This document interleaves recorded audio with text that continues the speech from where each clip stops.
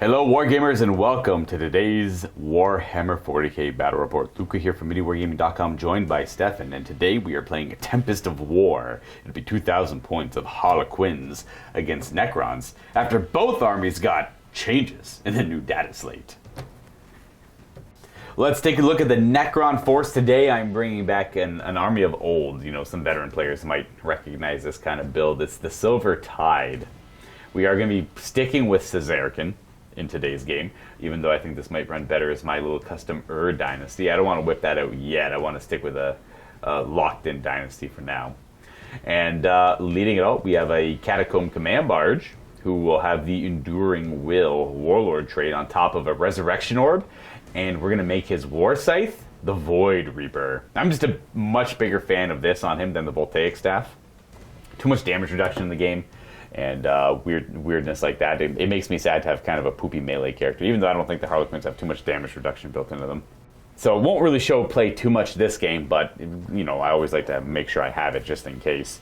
And his I guess that's it for him. He's got a Ghost Cannon built in, and then we have a Royal Warden leading beside him. Nothing fancy on him. And because of the Dynastic Advisor trait, we're allowed to bring 2 Cryptex here and take up the slot of 1. So we have 2 Technomancers. The cloaks are free, so they get to zip around the battlefield much faster. A 1 is going to have the Voltaic Staff for a command point, and then 1 will have the Veil of Darkness on top of that. I'll let you know, they're both the identical models, so I'll let you know which one is which when I deploy them. Moving on to troops, we have 60 Necron Warriors. We have 2 units of 20 with Reapers and 1 unit of 20 with Flayers. Just because of the points and how it worked out, and the models I have in this specific collection. I only have 50 Flayers, not 60. Sorry, 50 Reapers, not 60. And I figured, heck, why not have some Flayers in the back too, to be able to shoot from a little bit further away and control some backfield objectives. And then you can kind of see where the rest of this list is going. It is literally only Warriors, Scarabs, and Cryptex, Canoptic stuff. So we're going to move on to our elites. We have a Canoptic Spider with the Particle Beamer upgrade, because he's modeled with it, so I paid the points for it. And then we have 2 Canoptic Reanimators, see if I can get any value out of these. I mean, I literally doubt I will, but whatever. A lot of things went down in points for the Necrons, so they're not too heavy-handed in this list. And then we have 3 units of 6 Canoptic Scarabs to zip around the battlefield. I actually think these guys are going to be some big players in this game against the Harlequins. And lastly, well, if I'm going classic Necrons, I gotta bring the Monolith. The one we have here is armed with 4 Death Rays, so I'm paying a little more points for it, even though I'd much rather have the Chaos Flux Arc against Harlequins, I think. But the Death Rays are cool. There are vehicles I could shoot at, so maybe there's some value there. And that's it for the Necrons. So hopefully you enjoy this list. It is a classic and probably a list you haven't seen in a while, but with the new Necron changes, you can kind of mess around a little bit more. Plus we're playing Tempest of War, so it's a little more unpredictable in what you need to do in your list. Let's go take a look at the Harlequins by Stefan. Alright, I am playing the Dark Sadith for the Harlequins. Going to see how them not having fight on death is going to roll with this. Leading my force, I got a Troop Master with the Shegarex Rose Relic, and a Foot in the Future, and Player of the Dark Warlord traits. I've got a Shadow Seer, pretty basic, with Fog of Dreams, and Veil Twilight? No, Webway Dance, sorry. Fog of Dreams and Webway Dance. Death Jester, Solitaire, 10-man unit of troop with Kisses, Caress, and Embrace. 2 5-man units with just basic blades, but they have 2 fusion pistols. 2 5-man units of bikes with Zephyr Glaives and Haywire Cannons. 1 5-man unit of bikes with Star Bolus and Shuriken Cannons. 2 Void Weavers with Prismatic Cannons. 2 Star Weavers for transport. And with that, let's go take a look at what the cards gave us for today's Tempest of War mission.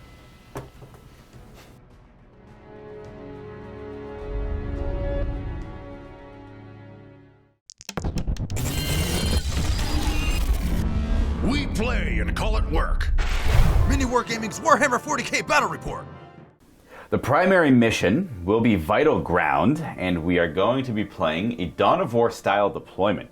So that means both players will be deploying their armies along the long side of the battle edge, as you can see here. And then with Tempest of War, there's always 5 objectives. Sometimes there's 6. In this case, there will be 5. We have 1 directly in the middle of the table, 1 in each player's deployment zone, and then 2 following in no man's land, as the typical rules of this goes. Now, Vital Ground, the narrative here is that the battlefield is in control of the Necrons' hands, and then Harlequins have to draw up some battle plans and destroy all who stand between themselves and the prize. They are deeply infiltrating this Tomb World complex to go about whatever the Laughing God deems they need to go for. And the Necrons are literally just defending their territory and trying to push the Harlequins back. Overall, the mission rules here are quite simple. Every battle round, you'll score a victory point for every unit you've killed or destroyed, up to a total of 3. And then you're trying to control your own objective marker, at least one of the objective markers in no man's land, and then ultimately trying to grab the objective in the enemy's territory as well. Now, you'll score 3 victory points if you control your own objective, 4 if you control 1 or more objective markers in no man's land, and lastly 5 if you can take the one from the enemy. That'll be rather difficult for both of us to do, but if you could pull it off, well, that's great. Now, you can still only score a maximum of 45 on the primary mission, and then you're looking at all the secondary missions to get the other 45 points. And of course, on top of all of that, the battlefield is encompassed in a pall of dread. So the Necrons are too discouraged or too distracted, or the command protocols are a little too messed up to use the insane bravery stratagem, and then the Harlequins will be under the same effect. Because it's spooky in the Necron tomb complex. Here we have a look at the battlefield. We're going to be fighting in a Necron tomb complex today. Like I said earlier, the mat itself, not necessarily a Necron mat, but it matches the terrain we have, so it goes kind of hand in hand. It is from gamemat.eu, and then we have a lot of terrain from Death Ray Designs that's just been painted up in a Necron scheme, which helps make it look kind of more Necron-y. And it has some Necron designs to it as well. And then a lot of the other stuff is all handcrafted by Adam at Greenleaf Terrain that we had custom made for a campaign back in the day. Putting up the walls there just kind of symbolize the fact that like there's walls, and you know, we're inside of a facility of sorts. We have our 5 objectives. Boom, boom, boom, boom, boom. 1 over there, and then 1 on the platform back there. Not too sure who's going to deploy where yet. We're about to roll that off. I just want to remind our Vault members, specifically Silver Vault members, that you have access to many discount codes in the Vault section on the website. To battle mat companies, terrain companies, hobby supply companies, and heck, just model companies in general. Well over 50 companies now. You don't need to be a Silver Vault member to check it out, but you do need to be a Silver Vault member to benefit from it. Now, if you're thinking about buying a lot of terrain, say from Game Mat, for example, or Urban Mat, or wherever, if you're going to spend a pretty penny on it, maybe consider upgrading first, and then you'll save yourself definitely way more than what the upgrade would cost you. Anyways, we are going to go ahead and deploy our forces after we figure out who's going to deploy where, and we'll be back in but a second. And we're back. I deployed very heavy-handed on the right here because we were very heavy-handed with the objectives, putting 2 right in the middle there, 1 right under there, and then the other objective kind of hiding away over there. Now the Harlequins deployed very passively and hiding behind most terrain as they do. They've infiltrated the Necron tomb complex, and they are going to be popping out and attacking me. I've been alerted. I'm not too sure where the Harlequins are. I know they're in the area, and we're just kind of marching forward trying to find them. And bad things are going to happen to us. And hopefully worse things will happen to them as we play this game. Now for my deployment, I didn't have a lot of room to put the monolith down as the terrain's pretty heavy on this one. So I stuck it over here. Hopefully that doesn't hinder it too much. And if it does, well, whatever. It's the me machine anyway. So if it dies, I don't really care. It's not going to do much. We have the Scarabs out front. We have the Necron Warriors with Flayers, Technomancer, Royal Warden, Barge, 1 of the Reanimators. More Warriors. Those are both Reapers. With the Technomancer. This is the one with the Veil. This is the one with the Voltaic Staff. We have Scarabs in the back. They're going to advance forward and try and act as a screen as to when I deploy my warriors too far back. And then we have our Big Bug and Tall Bug over there. And then Scarabs over here just to put a threat on this objective, just to not give it up for free. And they're relatively cheap to do so. And then on to the Harlequin side. Stefan, what do we have over here? 1 unit of bikes with both Void Weavers hanging out here, and the 10-man Foot Sloggers with the Shadowseer and Troopmaster to hopefully give them some benefits. Solitaire kind of hiding out behind the pillar, waiting to do whatever he feels like. Way back there. Both the transport and the other 2 units of bikes back here, they could pretty much go wherever they need to. They're quick enough. Yeah, the speed of the Harlequins makes them incredibly flexible in how they play. So you were able to kind of freely deploy as you wished. And then I got to watch out. This guy's going to get hit by a ton of haywire. There's two units of bikes with haywire, so that's the biggest threat to the monolith here. He will have a 5-up save against it in certain circumstances, so there's that going for him. If we make 5-ups, we make 5-ups. If not, well, he falls over dead. And it is what it is. And then explodes and takes out the rest. I hope not. That would be nice. We have to do our Luck of the Laughing God, and I have to assign my command protocols and all that good stuff all still. And then we're good to start this game. So the command protocols have seen a change in how they work. The one that there's 6 in total, if you're not familiar with Necrons, and then you assign, of the 6, 1 to every battle round, and that is the active command protocol you'll have for that battle round. You pick one of the directives to be active for that battle round, because there's 2 options, kind of like the katas for the custodies. But now they've changed it, so the one that you don't pick for a battle round is active the entire game instead, in addition to the ones that you have picked for the battle round. So the one I'm not picking is going to be Undying Legion, naturally, because that'd be crazy not to. And normally you pick what directive you want active, but I'm Caesaric, so I get both directives active the entire time. So my guys, every time they heal, they'll heal 2 wounds, and I get to reroll reanimate every battle round as well. Or every time I roll a reanimate, I get to reroll 1 of the dice. And then this will be the active, the first active one there. And then on top of that, you no longer need your noble to be alive anymore. You just have to have a character alive. So they've removed all the noble requirements, and you don't need to be within 6 of a character either. So like the Scarabs way over here will have the command protocols being issued up to them too. So they've completely reworked the command protocols, making them a lot more feasible for the Necrons in these 40k games. We're going to go ahead and roll to see who has to go first here in this game. And then we'll roll for the Luck of the Laughing God. Good luck, Stefan! Boom! I got 5. So I got 2. I assumed you wanted to go second anyways. Not really. No, you wanted to go first? Come out and guns a-blasting? That's fair, that's fair. So it will be Necron's turn 1, so we're going to roll for Luck of the Laughing God now. So what this used to be is every turn, these guys had 3 free rerolls plus any amount you wanted to test for. So it'd be like you roll, what was it? You roll up to 6 dice. If you rolled any doubles, you lost all of them. Yeah. But if you rolled, like, just say 2 dice, you would have had, and you had no doubles, you would have had 5 rerolls this turn. They've gotten rid of the 3 free ones, and now you always have to roll and gamble. So how much are we going to gamble here, my man? I like it. Let's go 3. You want to try 3 right off the rip? We're gonna be greedy. You know what? I hope you get it, because I like to see a little bit of fun. Hey, you got it! I got it. So we're going to have 3 rerolls from the Luck of the Laughing God on the Harlequins in this first little bit. And then we're going to go on to my turn. Now my first turn, I'm going to go down up to 1 command point here, because I forgot to mention that I upgraded my Overlord to a Pharaon. Felt fitting in this match here. So instead of having 2, I have 0 to start with. And I'm up to 1.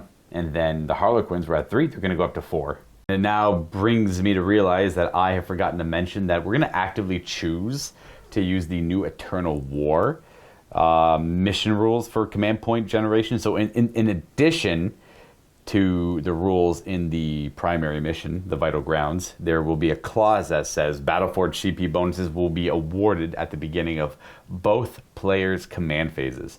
So during my command phase, I gain a command point, but so does Stefan. And then on Stefan's turn, I will gain a command point in addition to him, as long as we're Battleforged, which we are in this case. And also, the Super Heavies don't cost a command point anymore. They just fit into the detachment, as long as your Warlord shares a keyword with them. So a good few changes in there, all considering. I do want your feedback down below. If you're a big fan of Tempest of War missions, this does alter how often we'd be able to cycle our cards for our secondaries, but it's not like only one player getting hit. Both players will have obviously that hitting them in a way.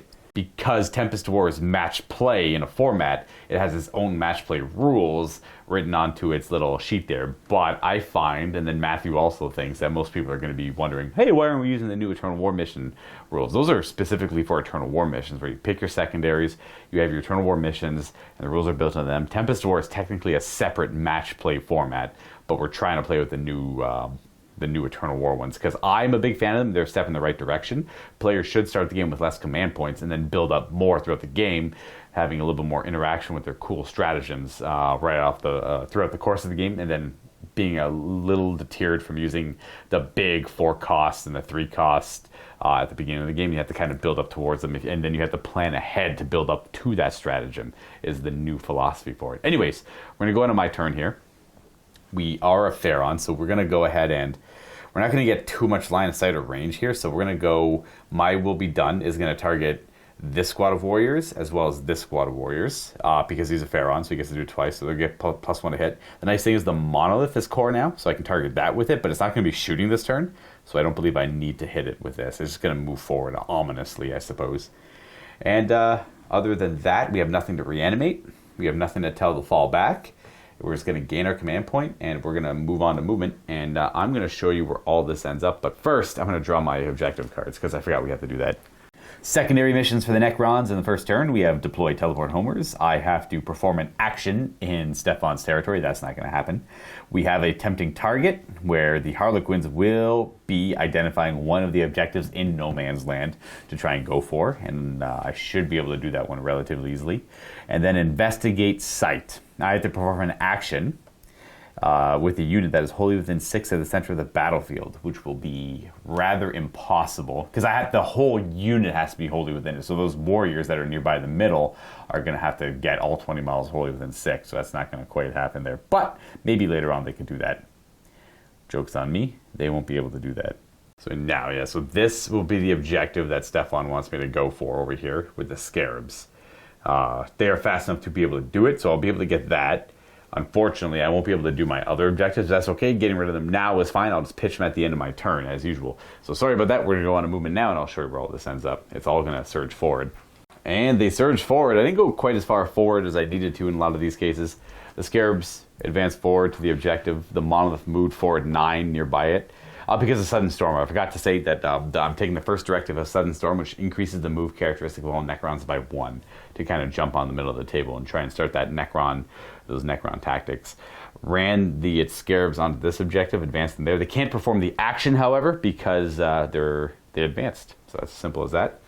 Funny enough, the other directive, well, I guess the other part of this directive is shoot and perform actions, which wouldn't have helped me in any way. Our Veil of Darkness moved forward. Our Voltaic Staff moved forward. Barge went this direction, so did the Royal Warden. The Reanimator is going to hide behind this giant rectangular prism. And then this one's going to keep hiding behind this wall. We're daisy chaining these guys a little bit back, because I need to keep line of sight of them. And I don't want to commit the Reanimator yet. I want to keep it behind this rock over here, hiding as much as I can. In fact, I'm just going to keep it more over here. I don't think I over-moved him. I didn't need to. He'll be happy-ish there. Keep them there. And then we're going to go and show off these bugs here. They got the tempting target. They advanced rather far, and they get 17-inch move because they get +1 from Sudden Storm, and I rolled a 5 or a 6 or something. They moved there. They're good. Now, the one downside is this stupid bug rolled a 1. I over-moved those scarabs, forgetting that I needed them to stay within 6 of this guy. He rolled a 1 on his advance. A 2 up would have kept him within 6 of the scarabs. So I cannot use his scarab reanimation. So if the scarabs all get wiped out, sucks for me, I guess. Oh, I guess I could reanimate a scarab nearby him, though. There's always that. So if they get attacked, I can fix my mistake as well, if I get lucky enough. And that will be it for my movement. The only shooting I have is this guy. Oh, I don't know if I said it on camera, but that guy was reanimating those warriors. This guy's reanimating those warriors. These ones are not targeted by anything. The monolith can draw line of sight to the infantry Harlequin, so we're going to fire at him. I did not give him +1 to hit, so is there any negatives to hit those Harlequin troop? No, because their stuff is in melee, so okay. The vehicles have -1 to hit stuff. I mean, I guess I get cover, but I have a 4-up invul anyway, so it really doesn't matter. So it's gonna does the Shadow Seer provide an aura for them or anything like that? Yeah, but it's not. I think it's for re-rolls or. I'm gonna fire not the Death Ray, the Particle Whip from the orb first. It's a D6 blast, but it's minimum 3 because of the size of the troop. Hitting on 3s. Oh, nice. If I gave it +1 to hit, I didn't think it had any shooting. That's okay. Wow, it's 3 troops. And the 4 Death Rays, as it spins around and just starts shooting Death Rays in that direction. The troop's the only thing in range. Oh, I need one more die. Aha! We hit 3 times, and now these wound on 3s because the Shadow Seer provides the -1 to wound aura. Okay, it stopped one of them. Hypothetically, okay, didn't matter. I had to double check to see if the super heavies get the rule or not from the Caesarican trait. I don't really know. I failed the reroll anyways. 2 invulnerable saves. And do they dodge away from the... Yes, they do. No damage there. That will conclude my turn. So we don't score primaries in the first turn. You only start scoring those on the second battle round. And we do get tempting target, however. We finished that one off. And I'm going to get rid of both of these. Even though I could technically investigate sites, I am not in love with how difficult that's still going to end up being. So I'm going to pitch both of those and hopefully draw 3 better objectives next turn. On to turn 2, I got 1 secondary scored, 2 to 5 command points, 3 Luck of the Laughing God rerolls. And let's see what the secondaries we pulled. Secure no man's land, 2 objective markers in no man's land. That's going to be a real tough one. I definitely can grab 1, but 2 is going to be real hard. Deploy Telemort Homers, that's a wash. I won't be able to get there I get that. easy. And extend battle lines, 1 objective marker in no man's land. That should be well within my realm to grab. So it looks like you'll be getting 1 no problem, though curious if you'll get secure no man's land. Yeah. Yeah, 2 will be iffy. I might be able to grab some of the... Well, no, primary doesn't have it until the end, so never mind. So command phase, what's the plan? So we're going to mirror architect the 10-man unit. So if they're not the closest enemy unit to the from the person who's shooting, they can't be targeted. I wish it was still the bubble, but... Oh, you do wish it was still the bubble, eh? It used to... Well, I mean, I get why it was taken away. It's broken as all hell, but I mean... I get it. It's no longer a bubble. You pick a thing here. You pick a thing. So we're going to pick them. And then we're just going to do some moving. And then... All right, we'll show you where all these Harlequins end up. Phase. Well, won't forget, there's haywire bikes there, haywire bikes there. Those are the not haywire bikes. Not haywire bikes. And then the vehicles with the transports. All right, and we have moved. So we put the 2 transports towards this objective. And then we have put the haywire bikes and the grenade bikes forward, or the bolus bikes. We have the Shadow Seer, not the Shadow Seer, the Death Jester moving forward. And then the rest of the stuff over here, the haywire bike shifted over to this position. And we have the 2 heavy vehicles, or the heavy gun vehicles, facing the monolith. No surprise there. And the troops repositioned around the Shadow Seer. And then where's the Solitaire? Still in the same spot? The Solitaire just moved up behind the wall. Flipping around back there. Gotcha. Where's the Troop Master? Troop Master's with them as well. He's chilling. Oh, he's over there. So Troop Master and Shadow Seer are over there. We have the units inside of the vehicles there, like I said, and we're good to go into the Psychic phase. Yes. All right, how many spells can the Shadow Seer cast? 2. Okay. So I got that a little mixed up. The Fog of Dreams spell is what makes you not be able to be targeted if you're not the closest unit. Mirror Architect is your additional 6 inches away from the target, so swap those around. Swap those around, yeah. So it shouldn't matter too much. So they count as 6 inches further away when they're selected, and then the spell is encapsulates them in a fog. Yeah. Which is they can't be targeted unless they're the nearest clause there. So I assume we're going to try and cast that. Yeah, we're going to go Fog of Dreams first, so Warp Charge of 6. That's an 8. That's an 8. Nothing in this list that can deny that. I'll let that go off. It's basically a 6-up Feel No Pain. Webway Dance. All right, 6 up to shrug damage. You're all yours. All right, 9 up. Very good. Then we have shooting. This is a big phase here. This will set the pace for the rest of the game. Good rolls, bad rolls, saves, many to come. So we're going to figure this out. Harlequins like to play fast and hard here, especially in this case. What are we starting with? Let's start with the this into the monolith. The haywire bikes are going to fire each. There's how many? 5 of them? There's 5 bikes, so that's D3 plus 1 each. So find out how many shots I get first.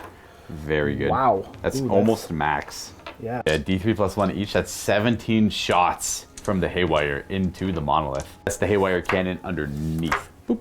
3s to hit me. And we have Luck of the Laughing God rerolls if you want to use them here, but I doubt it. These are not bad, it's about average on the misses. There's 1 more there. If anyone's curious, the 6s are the symbols. So it's nice and easy to remember. Now these wound on 4s because they're haywire. 6s are bad for me. Yes. Let's not see 6s. I'm hoping to see all 6s, but hey. I see some 6s. Yeah, the 6s are 3, so D3 mortal wounds per, in addition to the D3 damage they already do, and these are -3. I'm going to burn 2 Luck of the Laughing God dice to try and get some more. 4s to wound. That gives you 1 additional wounding hit, and then you have 1 luck reroll. You're going to keep it. It's going to be 5 saving throws. These are AP of 3. The monolith has a 2-up save. So every 5-up I make is good here. Oh, wow. We nice saved job. 3 of them. So in the end, it's going to be 2d3 damage, but plus 3d3 mortal wounds. So do the 2d3 damage first, and then I got to double check a roll. So that's 5 damage. Yeah, he'll take his 5 damage, and I just had to rehash myself on the rules there. Auxiliary support detachments and super heavy auxiliary detachments never gain detachment abilities in your army, sadly. So super heavies are kind of iffy to bring, but so that means I'm going to take 3d3 mortal wounds, and I won't have the Caesarican 5 up to ignore mortal wounds on this one. So roll them up. So I've taken 5 damage plus an additional 6, 7, 8, 9, 10, 11 damage. So he's already at some wounds left. He'll have 13 remaining wounds of his 24, so he's already in a suspicious batch. But that's kind of playing the monolith into the Harlequins. I knew this was going to be kind of rough. And that's the one unit. Now we have 2 heavy guns. I assume we're going to fire in him. Absolutely. Now these aren't the haywire ones. These are the prismatic ones.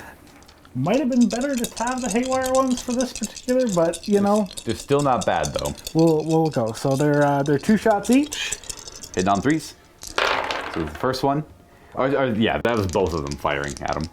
Yeah. And then... Strength 12 on... I'm T8, so 3s. 3s to wound. That is going to be... Nothing. A pair of fails. I guess the haywire wouldn't have mattered either. They would have both failed to wound. Of course, not forgetting the shuriken. We're going to fire 6 shuriken shots at him. 4 shuriken cannons in total. The one on the top, and there's one underslung as well. 3s to hit. And then wounding on 5s because it's rank 6. But 6s are good because shuriken. There's a wound. 1 wound. 1 little wound, and I save. All right. Okay, so he survives the big shots over here. We're on to the Death Jester. And he is going to shoot that guy. He's going to try to assassinate my character. Absolutely. I guess I forgot you have assassins. That's fair. All right, he's got the Harvester of Torment as well. Ooh. Wow. 1 hit. Would you like to use the Luck of the Laughing God reroll? Or just keep the 1 hit? And then, so we got 1 hit. We got 2 hits. Haha. These are trying 6 3s to wound my character. Pair of wounds, minus 2 AP. We got saves. We saved 1 of them, actually. That does 2 damage. I hate to say it, he's got 2 wounds left. Count that 6 as Nuffle's hand kind of saying, Luka, probably protect your characters a little bit better than... I forgot there's a Death Jester, and I forgot he could ignore Luka, sir. Of course. But hey, we got lucky. So we survived him. We still have to resolve all of this, though. I'm also going to burn 2 command points. Oh, it's command point burning time. For fire and fade. Ooh. So he can go... Boop. Oh, because he himself doesn't have Lookout Sir over there either, right? Yeah, fair. Okay. It does bring the Harlequin army down to 3 command points. And now we have this unit of Harlequin bikes. Is Skyweavers? What are they called? Skyweaver jet bikes? Skyweavers, yeah. Yeah, they're going to fire everything into the bugs. Yeah, so they've got the Star Bolus. Yeah, they do. And the Star Bolus are D3 shots each, but their blast, targeting a unit of 6 models, that is going to be 3 shots per, so that's 15 shots. Them out and I waste the shuriken cannon shots. I'm not targeting something else. I suspect you're going to kill all my bugs. You might need the shuriken cannons to do it, but this depends on how poorly you roll here. Which is very large. That's okay, you have the shuriken cannons. Yeah. Then again, this might be enough. 2 stoned. Hey, still failed 3 of those, so no save against these. So that's 1 dead, 2 dead, 3 dead. There's 1 scare. Oh, there's still 3 scare bases left. Go 1, 2. 2 damage each, though. That's not 3. bad. Yeah. So so the explosions from the Star Bolus kill those 3, and we have shuriken cannons to resolve. 3 hit. 2's to wound. 26. 6s are like. Is it no save? There's no save on any of these, anyways. It's 2 damage each. So 1 dead, 2 dead, 3 dead. 4, 5.5 dead. They did much better on the shuriken. So I lose my bugs. They are just absolutely destroyed by that bike unit. And that will give you a victory point for the primary objective of killing I thought that doesn't happen until turn 2. Only the scoring part, the objectives, but the killing happens right away. Okay. We're moving on to the other Skyweaver jet bikes. They have shuriken cannons as well. And haywires. These are haywires. Yeah. Oh, they have haywire. Oh, that's right, because they have the glaive. These guys have bola and shuriken. They have glaive and shuriken. So all the shurikens into the warriors? Haywires. Sorry, haywires. I keep saying that. All the haywire shots are the warriors. Yeah, so... These are D3 plus 1 shots each. Never mind, they're blast. So it'll be 20 shots because it's 4 shots per guy. So these are going to hit on 3s with the blast connect. And 5s to wound, going right through my 4-up armor save. I see 3. 4. I'll have these guys. There's no real cover there.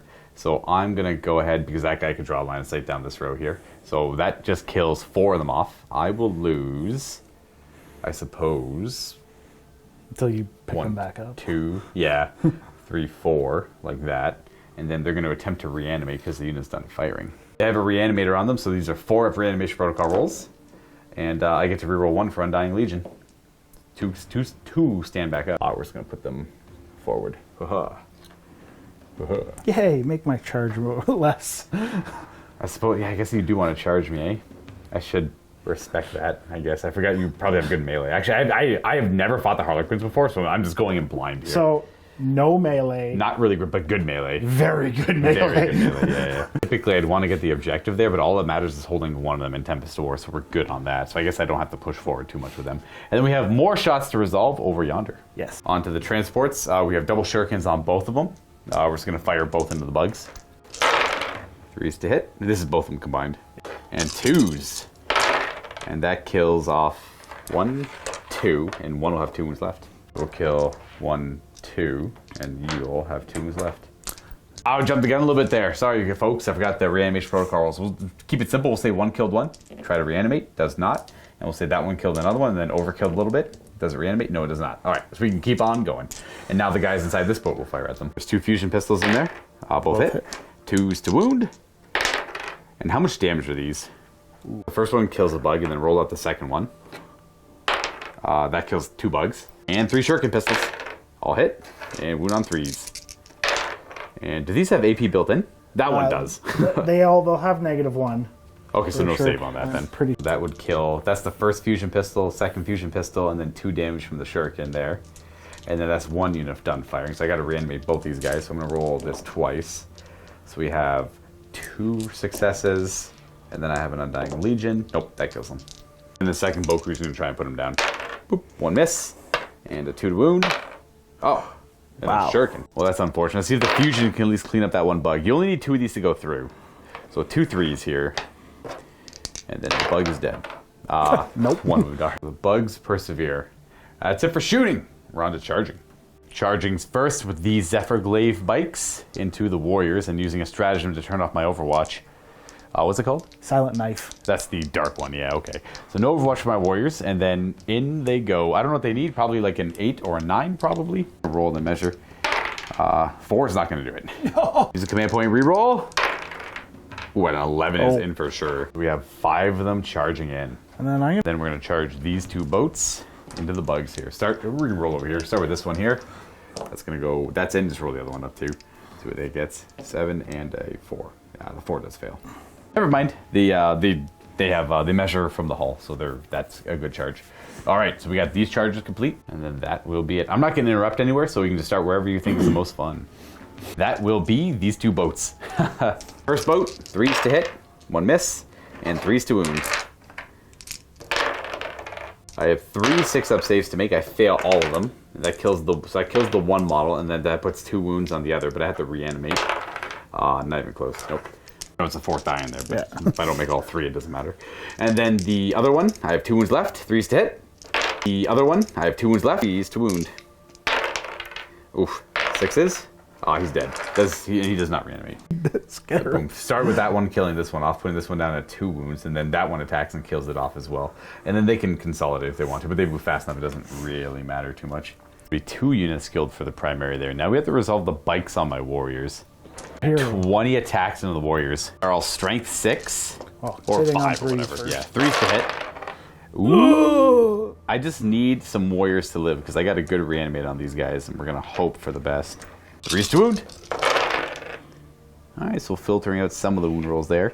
These are 6-up saves because these are AP -2, so we have... AP -3. Oh, 3, so I have because no I'm save. dark. Oh, dark is actually AP in melee? Nope. That's what their main thing is that in melee they have a minus or an additional AP. So that will strike down 11 warriors. We're going to be pulling 11 from the front in this direction. Let's see if it matters. So 5, 10, 11. Yeah, we'll pull 1, 2, 3, 1, 2, 5, 9, 10, 11. We're going to leave these guys here. So I'm going to roll their reanimates. 4 up because of the reanimator. We reroll 1s. And we reroll because of Undying Legion. Alright, so you kill 3. That's still a Necron away. I'm going to pull, so was it those guys live? I'll pull these 3 in the end. Those are the ones who, and then those are the ones who will stand back up. Then they strike back. After piling in, I'm only going to have 9 attacking. Harlequin's mask on them makes it so I hit on 4s, not the 3s I normally do. And their toughness 4. 4. So I wound 2 times. No AP. 4 ups. I do no damage. That will be turn. Now, you do push me off that objective and that objective, so you completed those objectives, and then you also completed, so you got 2 of your secondaries. I should say, I owe you a morale check there. I lost 5 of the warriors. No one runs, though. Boom. I needed a 6. So we secured no man's land, and we extended battle lines. And because of where the troop transports are, we're going to keep deploy teleport homers for future turns. Before showing off my score and command points, I just want to show that I'm on 3 points for my objective and 4 points for one of the middle objectives. So I'll gain 7 primary points. And then showing off secondaries, Stefan has 2, I have 1. And then I'm at 7 primary, and then Stefan's at 2 because he killed 2 units. Turn 2, 3 to 2 command points for the Necrons to the Harlequins there. Drawing 3 new objectives for the Necrons, we have Blood and Guts. I have to destroy 3 Harlequin units with melee attacks. That will be hard. We are going to try to get behind enemy lines. That will also be very hard. In fact, that will be impossible. Though I will not be pitching it, I'd rather keep my command points. And then raise the banners. That one I can do. So I have to perform this action with an infantry model near an objective in no man's land. And it'll be completed at the end of the turn here. So that'll give me a scored secondary there. On second thought, I'm going to spend a command point to get Bring It Down. Unfortunately, the new card Bring It Down there is that Stefan here needs to identify which model in his army has the highest wound characteristic. It's between the 2 gunboats and the 2 transports. So he gets to pick any one of the 4 to be the target. So I assume it's going to be one of the transports over here. Yeah. Well, which one are you thinking? The only thing that I have that can really threaten... Well, I mean, I can threaten it because I have the Veil of Darkness. So whatever you pick, I could veil somewhere and just try and put it down if I can. And then I got this bug guy, who's actually not a bad monstrous creature. He punch thing, but he only hits on 5s against your stuff, I think. So that's not ideal. So this will be the target. My command protocols say we must bring this transport down. All right, so we got Protocol of the Vengeful Stars as our second command protocol. Realizing now that both of these are worthless, I'll choose a second directive. Every time I make a ranged attack at half range, they ignore the benefits of cover. No, they're both worthless. That was a bad pick for me. I forgot I was fighting Harlequins. Rolls. You're going to go with 2? You don't want to tempt the Laughing God this time? No. As much as I would want 3, I really want 3. I think 2 is the safer bet because if I can have some, it'll help me. Oh, no! Okay, no Laughing God rerolls this battle round. Okay, that sucks. That does suck. Do you think anyone ever just does 1? You can't fail 1, right? No, you get 1. That's tough. Living Metal's going to kick in. This monolith will heal 2 wounds up to 15. And then Please tell me it's at least bracketed. I don't think he's bracketed, no, unfortunately. This guy's going to heal 2 wounds because we have Undying Legion active. He'll go back to full. And I think that's it for Living Metals. Also, in the command phase, he's going to give +1 to hit to a couple of targets. We are thinking +1 hit to these Necron warriors, and we're going to go +1 hit to the monolith as well because he's core. The Technomancer has nothing to reanimate here.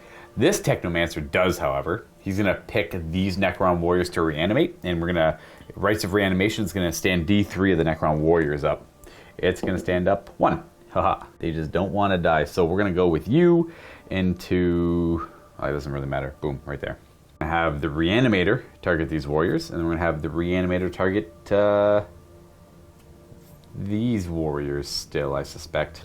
And I've got nothing to do with adaptive strategy to either. So we are going to go on to movement now. I've already got my 7 victory points for primary there, and we're going to try and do some damage back to these Harlequins here. This is actually everything's a trouble unit. Everything's suspicious. I don't love any of this. So I'm going to change up my reanimators a little bit. So they're going to be targeted there. That one's going to target there. Then I'm going to go into movement. Those ones don't have any reanimation targets on them because I'm going to be in a more precarious position with these guys, I suspect.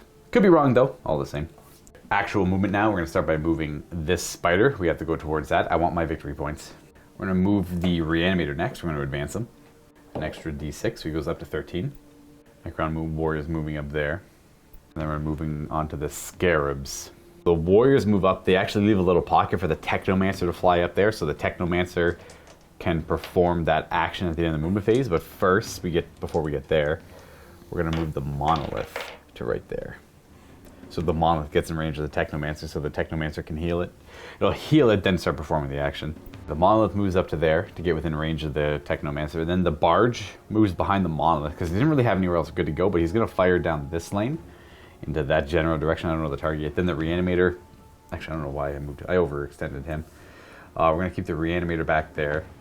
And, yeah, because we need line of sight. So we're going to keep the reanimator right there. That works. We have line of sight to the warriors. And relatively hidden from nasty stuff in this direction. We need something on the objective as well. Okay, we are going to go to the end of the movement phase where we're going to have this Technomancer use the Veil of Darkness. We're going to get out of here because I'm going to try and put pressure on that and get a secondary objective. Veil from here over to this side of the battlefield. So they're more than 9 away from this transport, but we want to shoot. Everything's within 12 of firing at that transport there. And they're all near him with the Veil of Darkness. It's still tough. It's hitting on 4s, wounding on 4s. And also, so now we're at the end of the movement phase. We're going to repair the monolith for D3. Oh, 3 wounds. He's at 18 again. Well, again, he never was at 8. He was at full health and then almost dead, and then back up to... Nah, we're not almost dead. He was 13 health. I didn't even bracket him. You didn't even get him halfway, yeah. So he's at 11, and then he's going to start performing Raise the Banners, making that, claiming that back for the dynasty there. And then we're going to go on to the shooting phase where I still don't know what I'm going to do the stuff I know I have no choice on, and we're going to fire over here. We are going to start with the Staff of Light from the Cryptek into that. So hitting on 4s. 4s to hit with the Staff of Light. Your rules have no meaning here. We are Caesaric and we get to reroll 1 wound roll. So we have 2 wounds at -2. You don't care. And invulnerable. We do a damage. So 8 damage. 5 wounds remaining. And then we're going to go to the particle beamers into the same target. It's going to be 12 shots from the twin particle beamer. First half on 5s. Wow. That is 4 hits. And the second one is... Come on. 9 hits. What? So these wound on 4s. I have to do 3. So that's only 2 wounds. And then here's the other hits. So that's 4 wounds. Then we're Caesaricin. 5 wounds. Okay. I don't 5s. Invulns? You take 2. Okay, so he's half dead. Then we're going to go with the Necrons and their Gauss Reapers. We're going to fire... How many were there? 16? So it's going to be 32 shots into it. Can I just pull it? I suspect I won't kill it, but I'm going to try my best to. They hit on 4s and they wound on 4s with 1 reroll on the wound roll. I'm still turned by the spider there. So this is the first half of the Reapers on 4s because the vehicles are -1 to hit and you're not allowed to reroll hit rolls against them. And then rolling on 4s to wound. So that's going to be 4 wounds. I'm just going to use my Caesaricin reroll here. So that's 4 wounds on the first half. I was going to use some strats, but I'm getting really lucky here. 4. I'm just going to... There's a die that dropped. I'm just going to reroll one of these to see what that actually hit as. So these all hit, and we have an additional 3 wounds. 7 4+ invulnerable saves over here. I can't fail 3 of them. Okay. Reasonable. You fail... A lot of them. So you fail 4 of them. But 5 of them. So even with a reroll, he would die. So does he explode? I can't imagine it does much damage if he does. We don't hit anything important. It's just 2 damage to continue the fight. It flops over. The guys have to jump out and it flies away. Showing off some of these fancy old Eldar Harlequins here.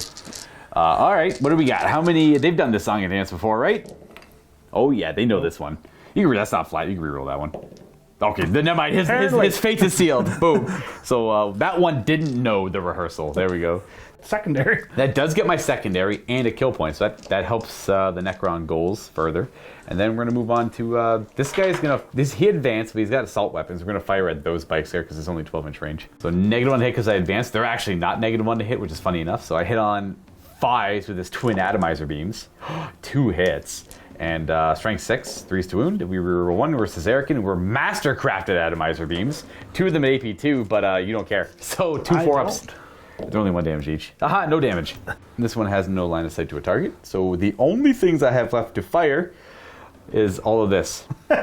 Like, I don't fight against Harlequins ever, and I have no idea what the right target is. Like, they're equally bad for me. Like, they have shuriken cannons and bolas. The bolas against the Necron warrior might as well be the same as these glaives, because it's the same amount of attacks either way. No, the glaives have more. I thought there were only 4 attacks. Yeah, but the star bowls are only 3. Oh, that's right. The Haywires are D3+1. Yeah. So the glaives are a little deadlier. Fascinating. Okay, you know what? Let's ignore the bolas for now. We're gonna try and work on the glaive unit. So we're gonna start with this one. All of these Necron these 20 Reapers are gonna fire into the glaives, And this guy here can see that guy, so we're good on line of sight. I'm going to spend a command point on disintegration capacitor, so they're going to touch that button on their gun for now for a command point, and then make it so 6s to hit auto wound. Let's just try and circumvent some of these weird rolls here. Now they are hitting on, who the heck did I get +1 to hit? That got +1 to hit, and they got +1 to hit. 40 shots coming at them. You know what? I'm not going to use the disintegration capacitors here. Not that it's overkill. It's a strat I don't really like to use. It's amazing with the Silent King. It is so good with the Silent King. Not super good without him. It's okay, but I don't think I need it here. The first half here hitting on 2s. No rerolls. Well, it's quite a bit of 1s, but that's okay. So I would have had 2 extra wounds with the capacitor, and then these are 3s to wound. And I'm going to, oh wow, I'm going to reroll one of those. So never mind, I'm good. That's my 1 reroll for the unit. 5, 10, 14 wounds so far. And the second half is 2s. The 6s are cool in there, but they aren't going to do much here. I think I need the CP elsewhere. And 14, I've already used my reroll. So 14 will go to 15, 25 saves. 25 saves. These are 4 up invuln. So every 3 is a dead bike. I figured I'd kill 3 of them. So that's 1. Dead bike. 2. 3. Oh jeez, you did roll like poo. 4. I killed them all, yeah. Yep. Get de-atomized from the flank as they charge in. So they charge in, bounce off the warriors. As they're stuck with the warriors, all the warriors start to like disappear and teleport away. And then they're caught flat-footed by these warriors, annihilating them on the side. Okay, that's cool. We're going to go ahead with this. Overlord's going to fire his Gauss cannon, 3 shots into the bolas, because it's something I have line of sight on. Now these hit on 2s. Okay, they all hit, and they wound. The strength 5, 3s to wound, and we are master crafted for 1 of them. 2 saves. All right, 4 ups. Okay, make 1, fail 1, and then it does 1 damage. It just hits the structure of a bike a wee bit there. So 2 wounds left on that bike. And then we're going to move on to the last things I have to... We're going to go with the Royal Warden next. He will rapid fire into the Void Weaver because we're within 15 of them. Rapid fire 2. He goes to 4s to hit because it's a Void Weaver. Haha, your rules don't matter. I just rolled like bad with him. Aha! And I wound. Master crafted. I do. 1 4 up. You're good. All I have remaining is the Monolith and these Necron Warriors. Probably going to put the Warriors that way and the Monolith that direction. So I'll do that. The Monolith will fire next. Yeah, we're going to go big Monolith time here. We're going to put all of the Particle Whip into the bikes here, and Stefan wanted to lightning fast reflexes over here, because this is 3 damage each, so if I get 1 or 2 through, then... and it's hitting on 2s, so like it's likely he'd get there somewhat. And then the Death Rays, however, that's another question, because they're D3 plus 3 damage each. I'd love to put them into these guys a little bit. I think what I'm going to do is put all 4 of them into the back one, I guess. We're going to try our luck in that regard. We're going to fire with them first, in fact. These hit on 3s because you are -1 to hit. Okay, well, the +1 to hit. Hey, he's core now. Look at that. It matters. These wound on 2s. I can't re-roll these because I mean, I could with a command point, which I think I might. Oh, hey, a 1 is a 1. I'm down to 1 command point. And then you have 2 invulnerable saves on the back of Void Weaver. Oh, nice. We're good. Pocket 4s and perfect score, 5 and a 6. You make your invulns. And we're going to do the Particle Whip over here. It'll be D6 shots, which I should have saved my command point here. The second I re-rolled it, I'm like, no, I wanted to save this for something. These hit on 3s because of -1 to hit, and wound on 2s. I can't re-roll that. He's not Caesarican. And then you have this... Okay, you're good. No damage. Monolith continues to do Monolith things. Then we're going to volley from these Necron Warriors into the... Sky Weavers. I just have to see how many are rapid firing. These 6 Necron Warriors are in rapid fire range, so it'll be 26 shots from the Flayer. I found I have better luck when I roll pools of dice. These hit on 3s because there's no negatives or positives to hit here. Now these only wound on 4s because they're strength 4. Re-rolling, so that's 5 wounds. Then the second volley, 3s to hit. So on the 5 wounds, we're going to add a further 3. We're at 8 wounds. 8 invulnerable saves. Kills 1 and kills the other. Then there's 1 wound.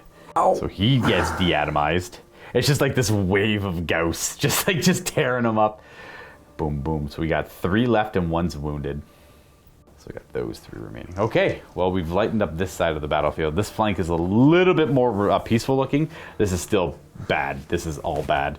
over here. We're done. We're on to charging now, and we are going to charge with the bugs into the bikes. Would you like to overwatch? 3. That's going to use the last command point for the Harlequins for an overwatch. They get maximum shots on the blast because of my unit size. 6s. Boo. Which would be 9 shots from the shuriken as well, which is a great weapon to killing these guys. A couple hits, we'll probably kill a bug. We got a hit, which moves on to 2. All right, wasn't a bad overwatch. These guys down to 2 wounds over here, and then we're charging. I don't know what they need. An 8 will probably do the trick though. And then we're going to attempt a monolith charge into the Void Weaver. 7? A 7 does. That's kind of funny. Okay, that is it for charges. I'm gonna fight first with my bugs. We like to fight with bugs. We're gonna pile them in a little bit and swing some attacks. Only 4 are gonna be in reach to attack after piling in. That'll be 16 attacks. Now, they are Skyweavers. They are harder to hit in melee because they have the mask, I believe is what the thing is, yeah. So 5s to hit, 6s automatically wound. So we have 3 wounding hits. That was a 6. And then 2 hits here, which wound on 5s versus Erican. A 4th wound.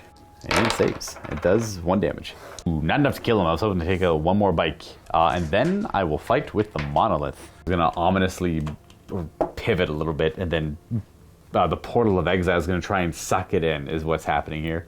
Now with the Portal of Exile, it automatically hits its target as the proximity of it is too hard to dodge away from. We have to see if it actually wounds it. 3s to wound, no rerolling. And 4 wounds at invulns. These are 3 damage each. Ouch. Normally this is AP3, but Harlequins.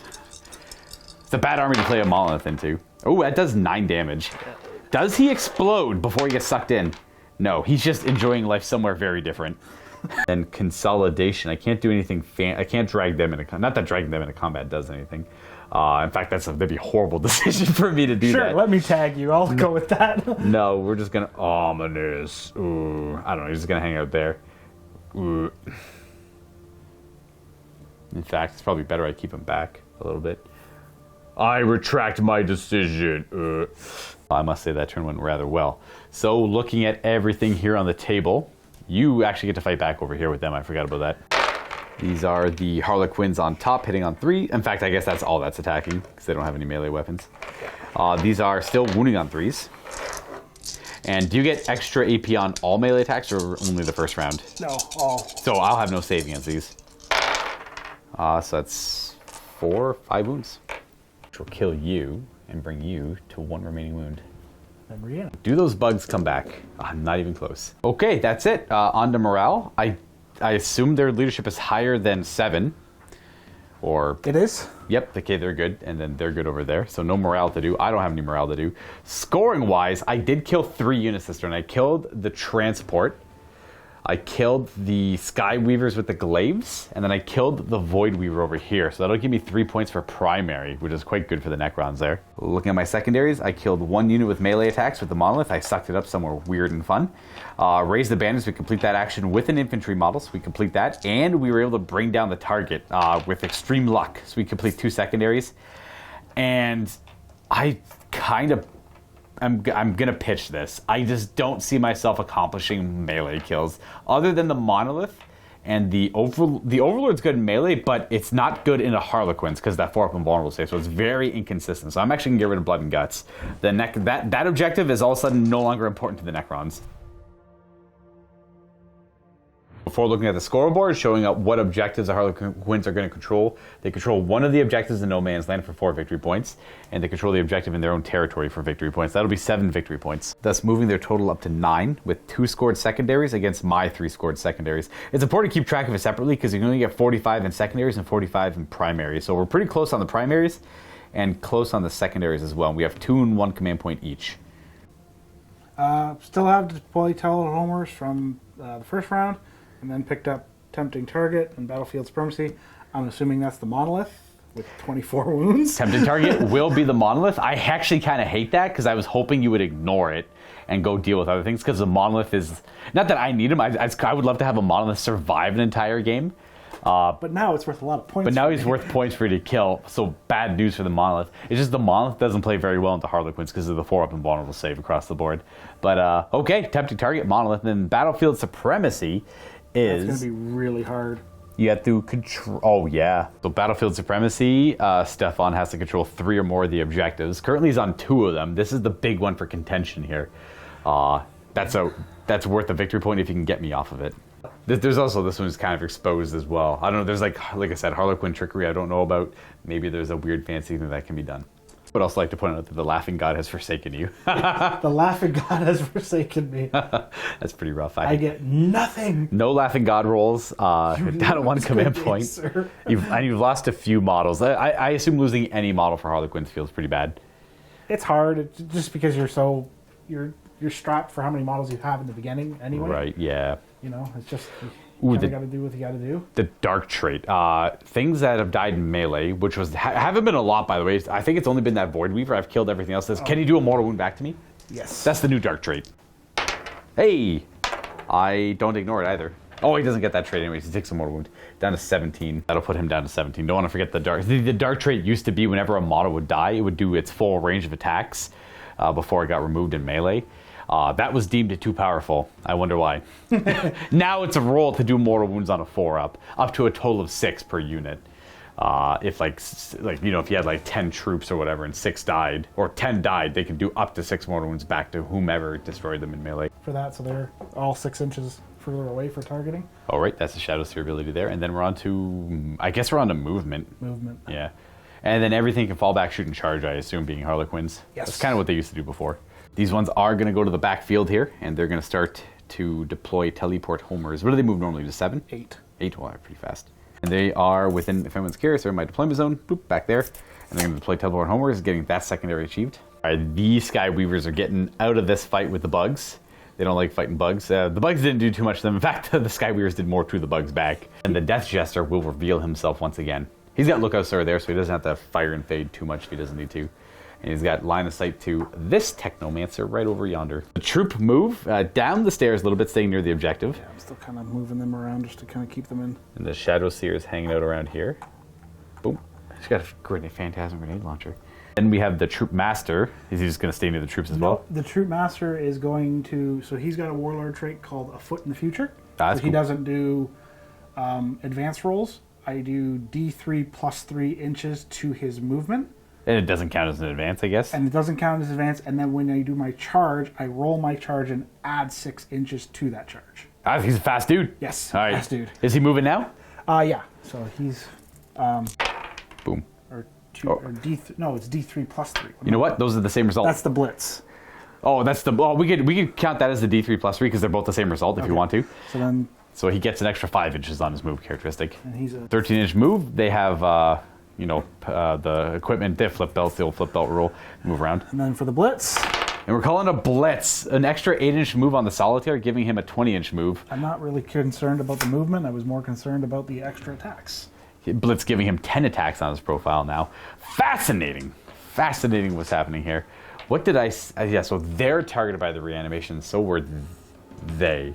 So these guys don't have it on them right now. It's hard to... I should probably have had markers. We took a little bit of a break, so my brain's mush right now.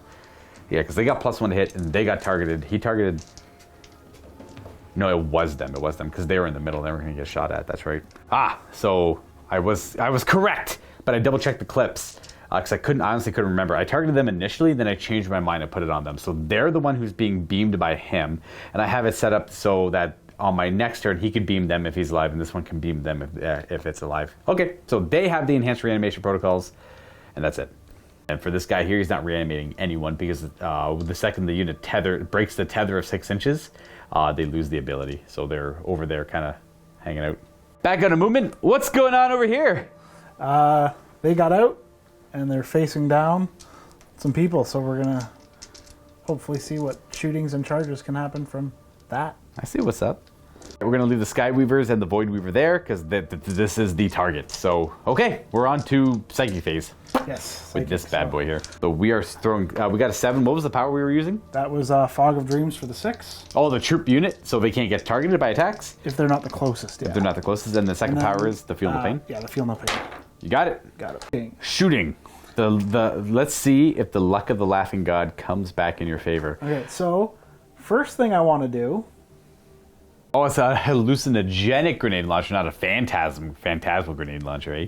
The Drukhari one's the phantasm one, I think. Anyways, grenade launcher, thunk, thunk, into the monolith. What's going on here? So we have assault D3. That's 3. Getting 3. That's good. It's a pretty big target. It makes sense. Now you hit on 2s or 3s, I assume. I'm gonna. Nice. So now for each hit, you have to roll against my leadership. Yeah. So let's roll. You know what? Roll 3d6, and then every 6 and 5, every 4 up, we can roll another die 4, because the 1, 2s, and 3s can't equate to 10 plus. Might be the faster way of doing it. So those can never get to 10 plus with a second die added. That one can. Oh, you do a mortal wound. I just take it. I'm not Caesarican. 16 remaining. All right. So then that doesn't really. Void Weaver next. Void Weaver next. So 2 prismatic cannon shots. Good luck. Boom. That's a hit and a miss. That's a hit and a miss. And wounding on a 3. I believe you said strength 10. Strike 12. Oh, that's a 3. That's a 3 if I've ever heard of it. And that I am unfortunately afraid is a 2. 2 shuriken cannons still. It'll be, I think, 6 shots on 3s. All right, half hit. Very, very standard for Stefano here. And these wound on 5s. 1. I have a 3-up save against it. We're good. And this is is this these guys here? Yeah. So these are D3 plus 1 each. That's right. So it's 2, 4. These are 3, so that's 10. And then that's 4, so 14 shots. 3s to hit. These are the haywire guns. Oh, you know, these could all roll 6s to wound still. I don't know why the monolith is tanking so much. I've had a guardsman look at him and die before. So 4s are D3 wounds, 6s are an additional D3 mortal wounds, yeah. So we have 2 6s and 3 saves in total. All right, armor, 5 up. We make 2 of the armor saves. So it's going to be 4, just roll me up 4 D3 damage because I can't do anything against the mortal wounds. It'll be 6, 7, 10 damage. He's got 6 remaining wounds. He's not dead. But there's hope. There's still, you can still charge him, and there's still the troops and all that firing here. Fire the troop next. We have 1 fusion pistol right there, and then the rest are, I assume, shuriken pistols. Good luck to the fusion pistol. I believe in him. hitting on 3s. That's a start. Hey, that's a 3. I think strength 8, so 4. Oh, you got him. AP 4. Yeah. Ooh, I do not make my save. I was close though. D6 plus 2 damage. 7, you got him. He dies. So a well-placed fusion pistol, they shoot at him, they open up a part of the monolith, it looks compromised and it looks important. That guy's like, I think I got this. But does it do catastrophic damage? You better believe it does not. He is just brought low. Would have loved to enact Curse of the Pharaoh there. Probably should have saved a command point from our last turn. I can't remember what I used the reroll on. It was on the monolith to try and help put this guy down. Okay, well, he does not blow up. I couldn't make it automatically blow up. There would have been a lot of mortal wounds. Would have been amazing. That does take out the monolith. There was nothing inside of it. So there's no weird emergency disembarkation. And that is a solid secondary accomplished for the Harlequins. So that leaves a big chunk in my heart. All right, what's next?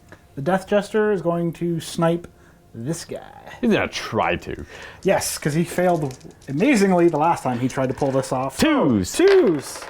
No 6s. They all hit. No, but they all hit. 3s to wound. Wow, Oh. 1 wound. Negative like 3. He can't. That won't kill him. Yeah. But you could re-roll to try and kill him for a command point. I lied. 3s to wound. 6-up saves. Ooh, we fail 1. So just to clarify, there was a 1 and a 2 to wound there. A 3 was knocked over. This is a but Stefano thought it was a 3 to wound. So we're gonna re-roll wound roll in here to try and take him out. Oh, I'm sorry. No, he does. He falls short again. The Technomancer has 2. That's it. Wounds The Death left. Jester is gone from my army. He's done well for you in the past. He's a cool. No, he hasn't. Oh, and now he's 15 points more for uselessness. I'm sure he's done okay for some people in the past. Oh gosh.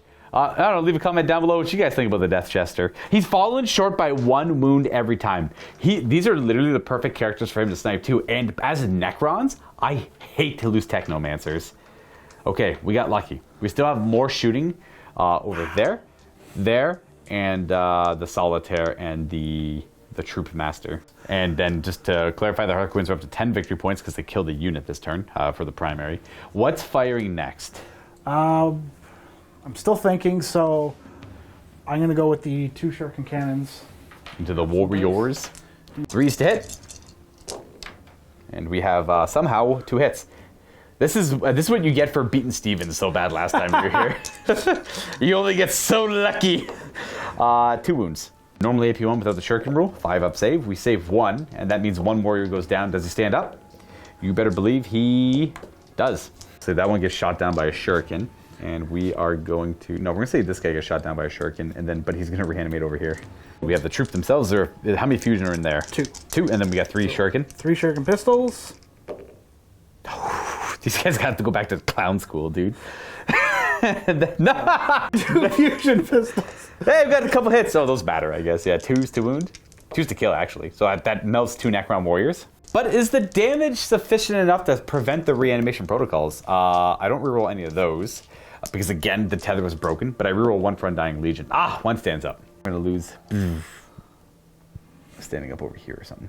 Now we're on to these 2 units over, the Skyweavers here. The problem is, this warrior's within 3 of the objective. So it's got OBSEC on it, and I assume the Skyweavers aren't OBSEC? No. Just the troops, sorry. So they won't, and the problem is with the 20-man brick of warriors, they have the FORP reanimation protocol, so if any of them die, there's even more reanimate on the objective, so it makes it even more difficult. So I think putting down the bugs makes the most sense here. Hitting on 3. Here, the shuriken cannons first. Oh, these guys definitely graduated clown school well enough. These are 2s to wound. Every 2. I have no save against them either. That's it. So that kills the 1 guy because he was wounded.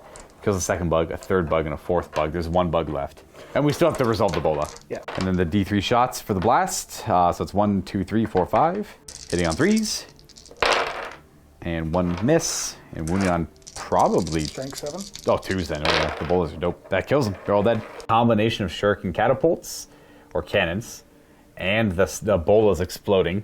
I mean, the explosions you would think narratively make a bunch of sense, killing out the bugs there. Just wipe them out. Gives the Harlequins a victory point for killing a unit as well. I have a fusion pistol, but now he just got a little shuriken pistol. All right, yeah, sure. He hits. No. All right, 2. All right, now we're on to charging. Well, you think, oh, this is an obvious one over here, but we have the other charges to consider as well. Yes. We're going to start charging the Skyweavers into the warriors, looking for an 11 on the charge, on the dice, because we're within 12. Ooh. That's close. Halfway there, we got a 6 and a 1. No command points for the reroll either. No. So 10 is charged from the troops into the warriors. That's a Nope. 3. All right. Trying to bait out the Overwatch here. Really? Yeah. Because the command point for the Knife of the Dark or whatever it's called could have helped here. The Troop Master will charge first. You reroll a 6. I'll Overwatch it because I might as well utilize it here. I have 20 flare shots. I'll just do this a bunch of times. We have 2 hits on the first volley. 2nd volley is the 3rd hit. 4th one is 5, 6, 7 hits. All right, last one, 8, 9 hits in total. So it's all of this to wound, and then re-rolling 1 of them. So he's gonna get wounded 8 times. Invulnerable saves? 1, 2. He takes 6 damage? So he's dead? Oh gosh, he goes down.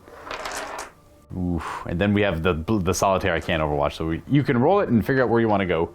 You could tag both these units over here if you wanted to, but then you're getting fought by both the units. I'm going to just go right in straight. You're going to carve them up a little bit. Hey, yeah. And then we have other charges over here. So these guys are going to go into them. Ah, that works, yes. Charging. 7. That's a no. And then we have some charges over here.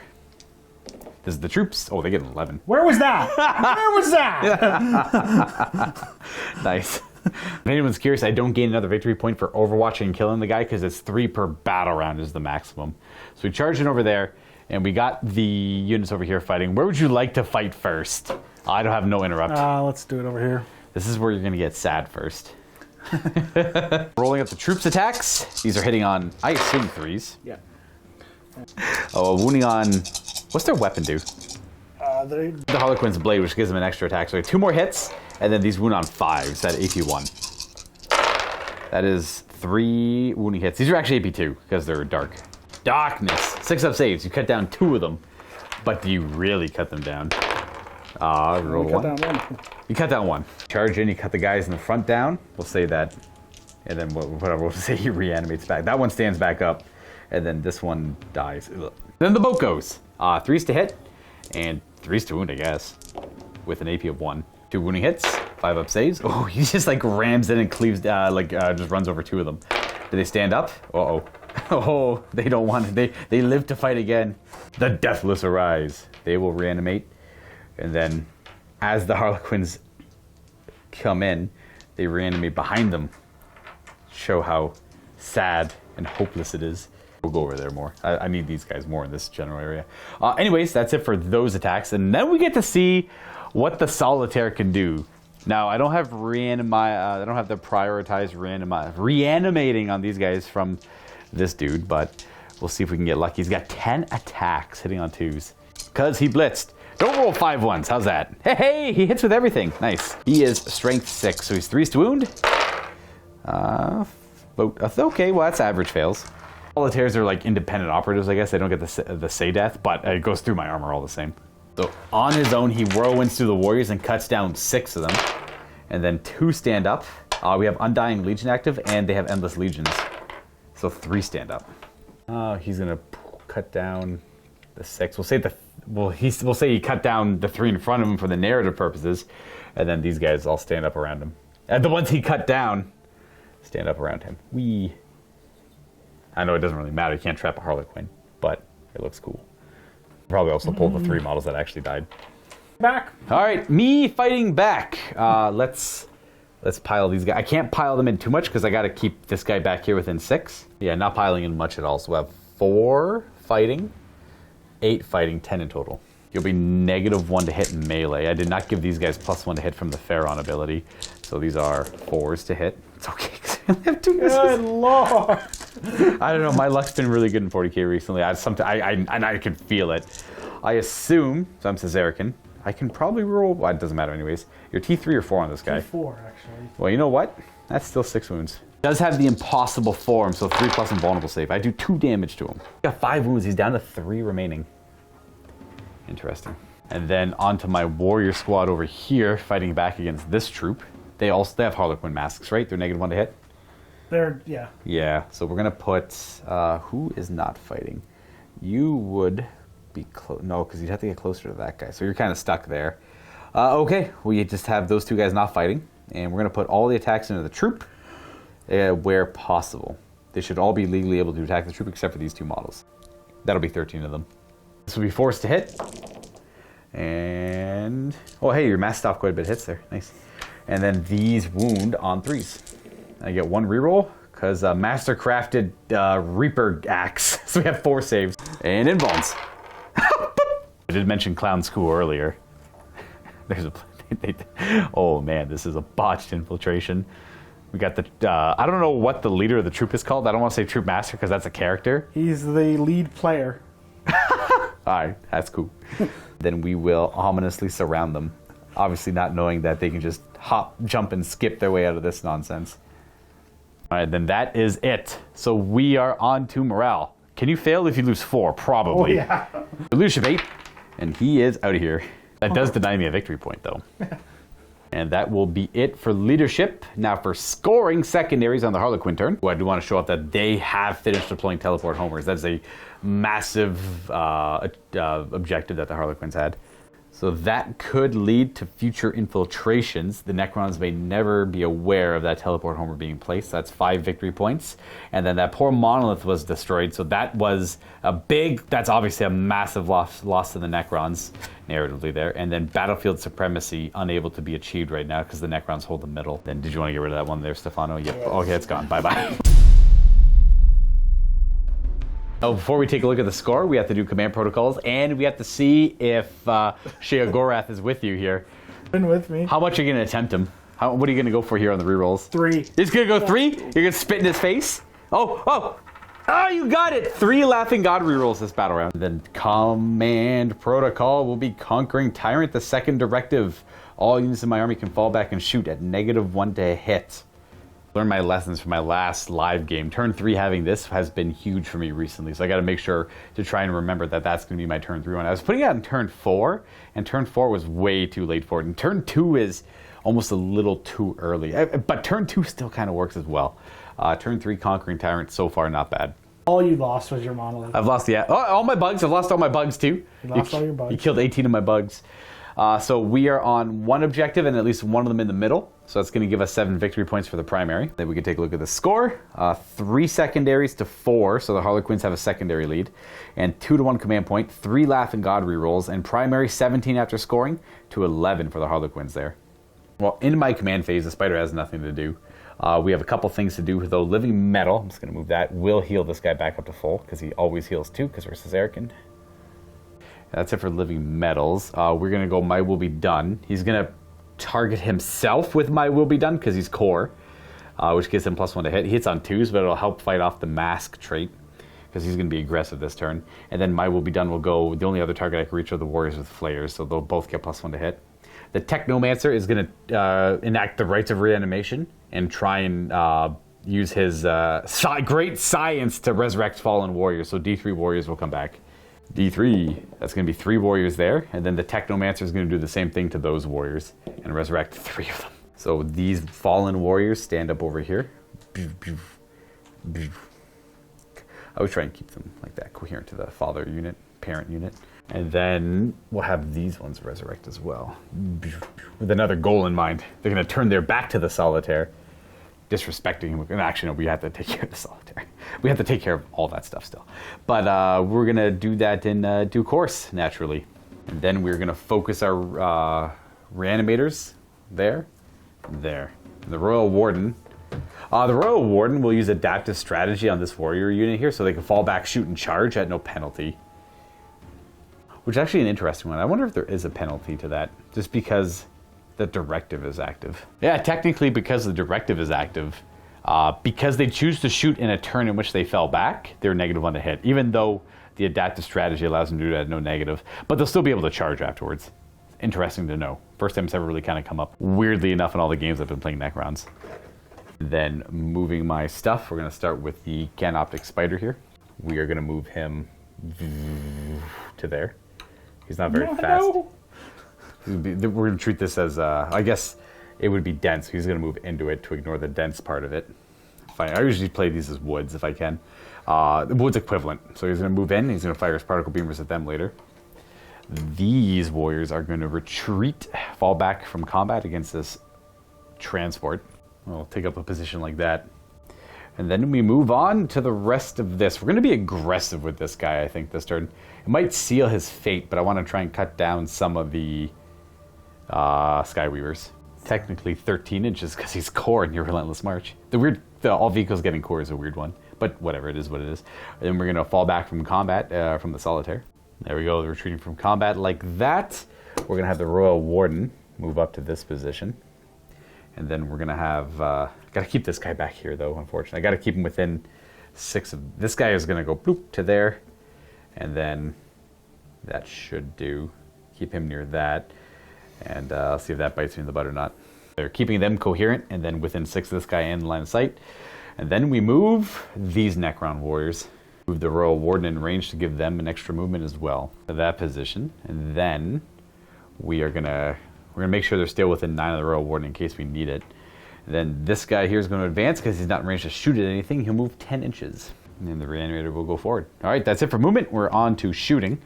We will start with a few select quick options. We want to put the Solitaire down. So we're going to... Oh, gosh, it's tough. Tough to say. This guy will fire the Solitaire first. Yeah, he's got the his pivotal role, which is the Prince of Sins. Hit on 5s.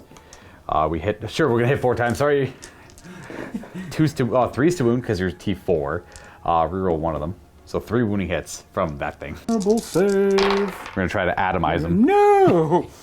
He's got 1 wound left. Do you want to use any Luck of the God rerolls? No. Or no? You're just going to take... Yeah, it makes sense. Boom, 1 wound left there. What's it going to do? I don't know. Waste a command point so he gets vaporized in the subsequent... From there, we're going to move on to the things I don't have options on. We're going to resolve this side of the table. So we're going to fire our Spider into the troop over here. He has 2 particle beamers, but I'm going to put those down for a second to actually draw objective cards. I'm sure some of you are laughing. All right, the Necron objectives this turn are deny the area in the middle of the battlefield from the Harlequins. Push them away from the middle, secure it. Also, I have to take out some of their leadership and kill one of the characters that are leading them. And then lastly, defend my territory, defend my stronghold. So I cannot let the Harlequins push into my side this turn, or this battle round, and control the objective in my deployment zone at the end of Stefano's turn. So as long as he can stop, as long as he can't kill that reanimator, I'll get that completed as well. So kind of the same idea. The only thing that would change up here is I would have still shot into him, but would you like to use any rerolls to try and keep him alive?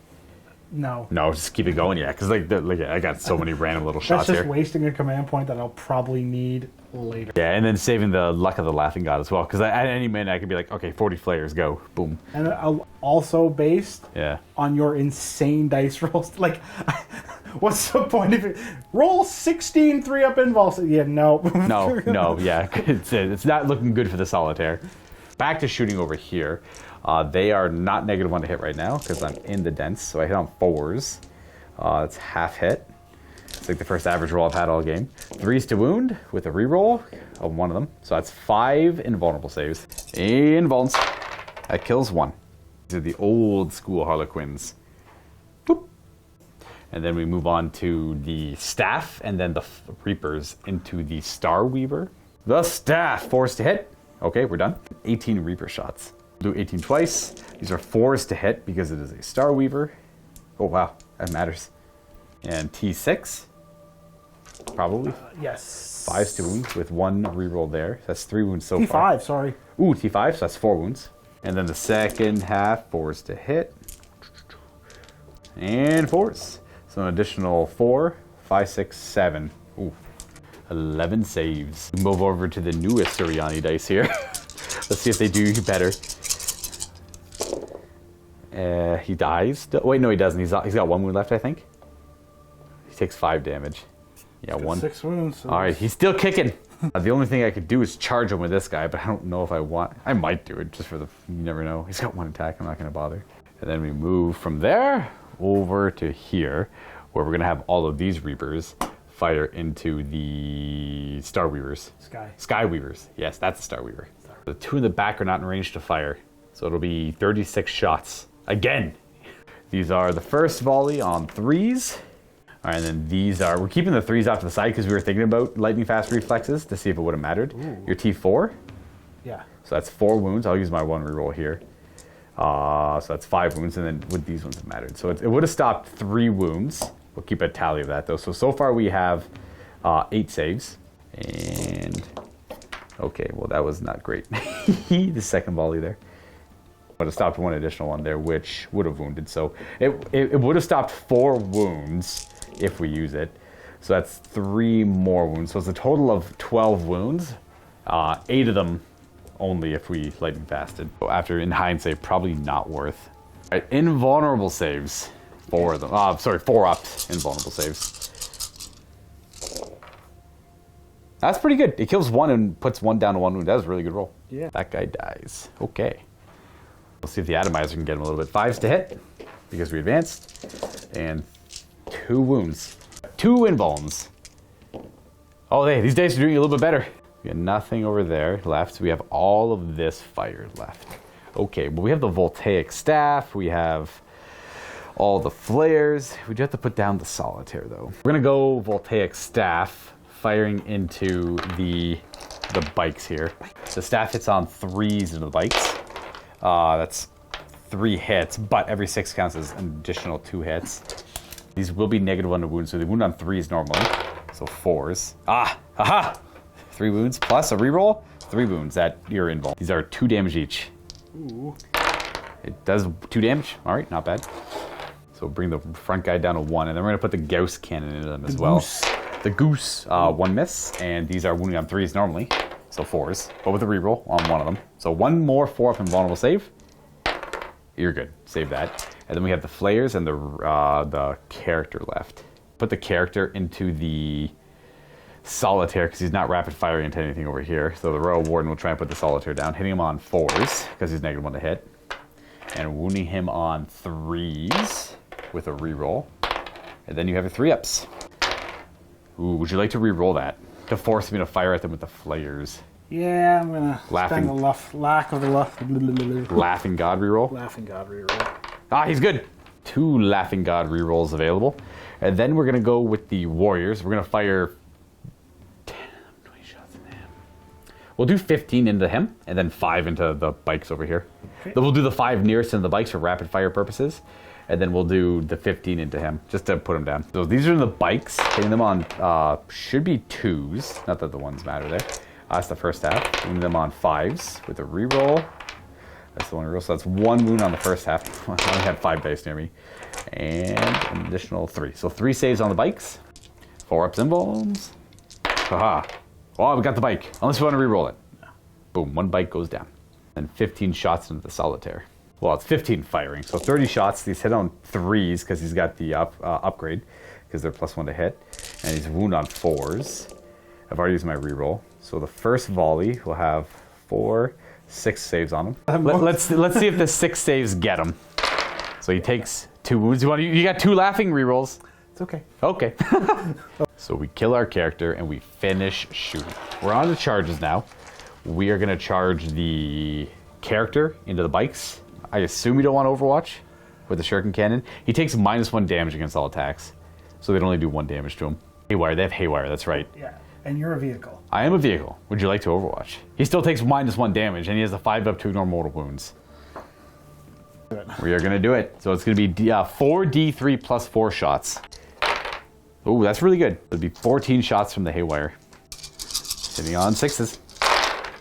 Oh, we have 2. Not bad. These wound on 4s because I'm a vehicle.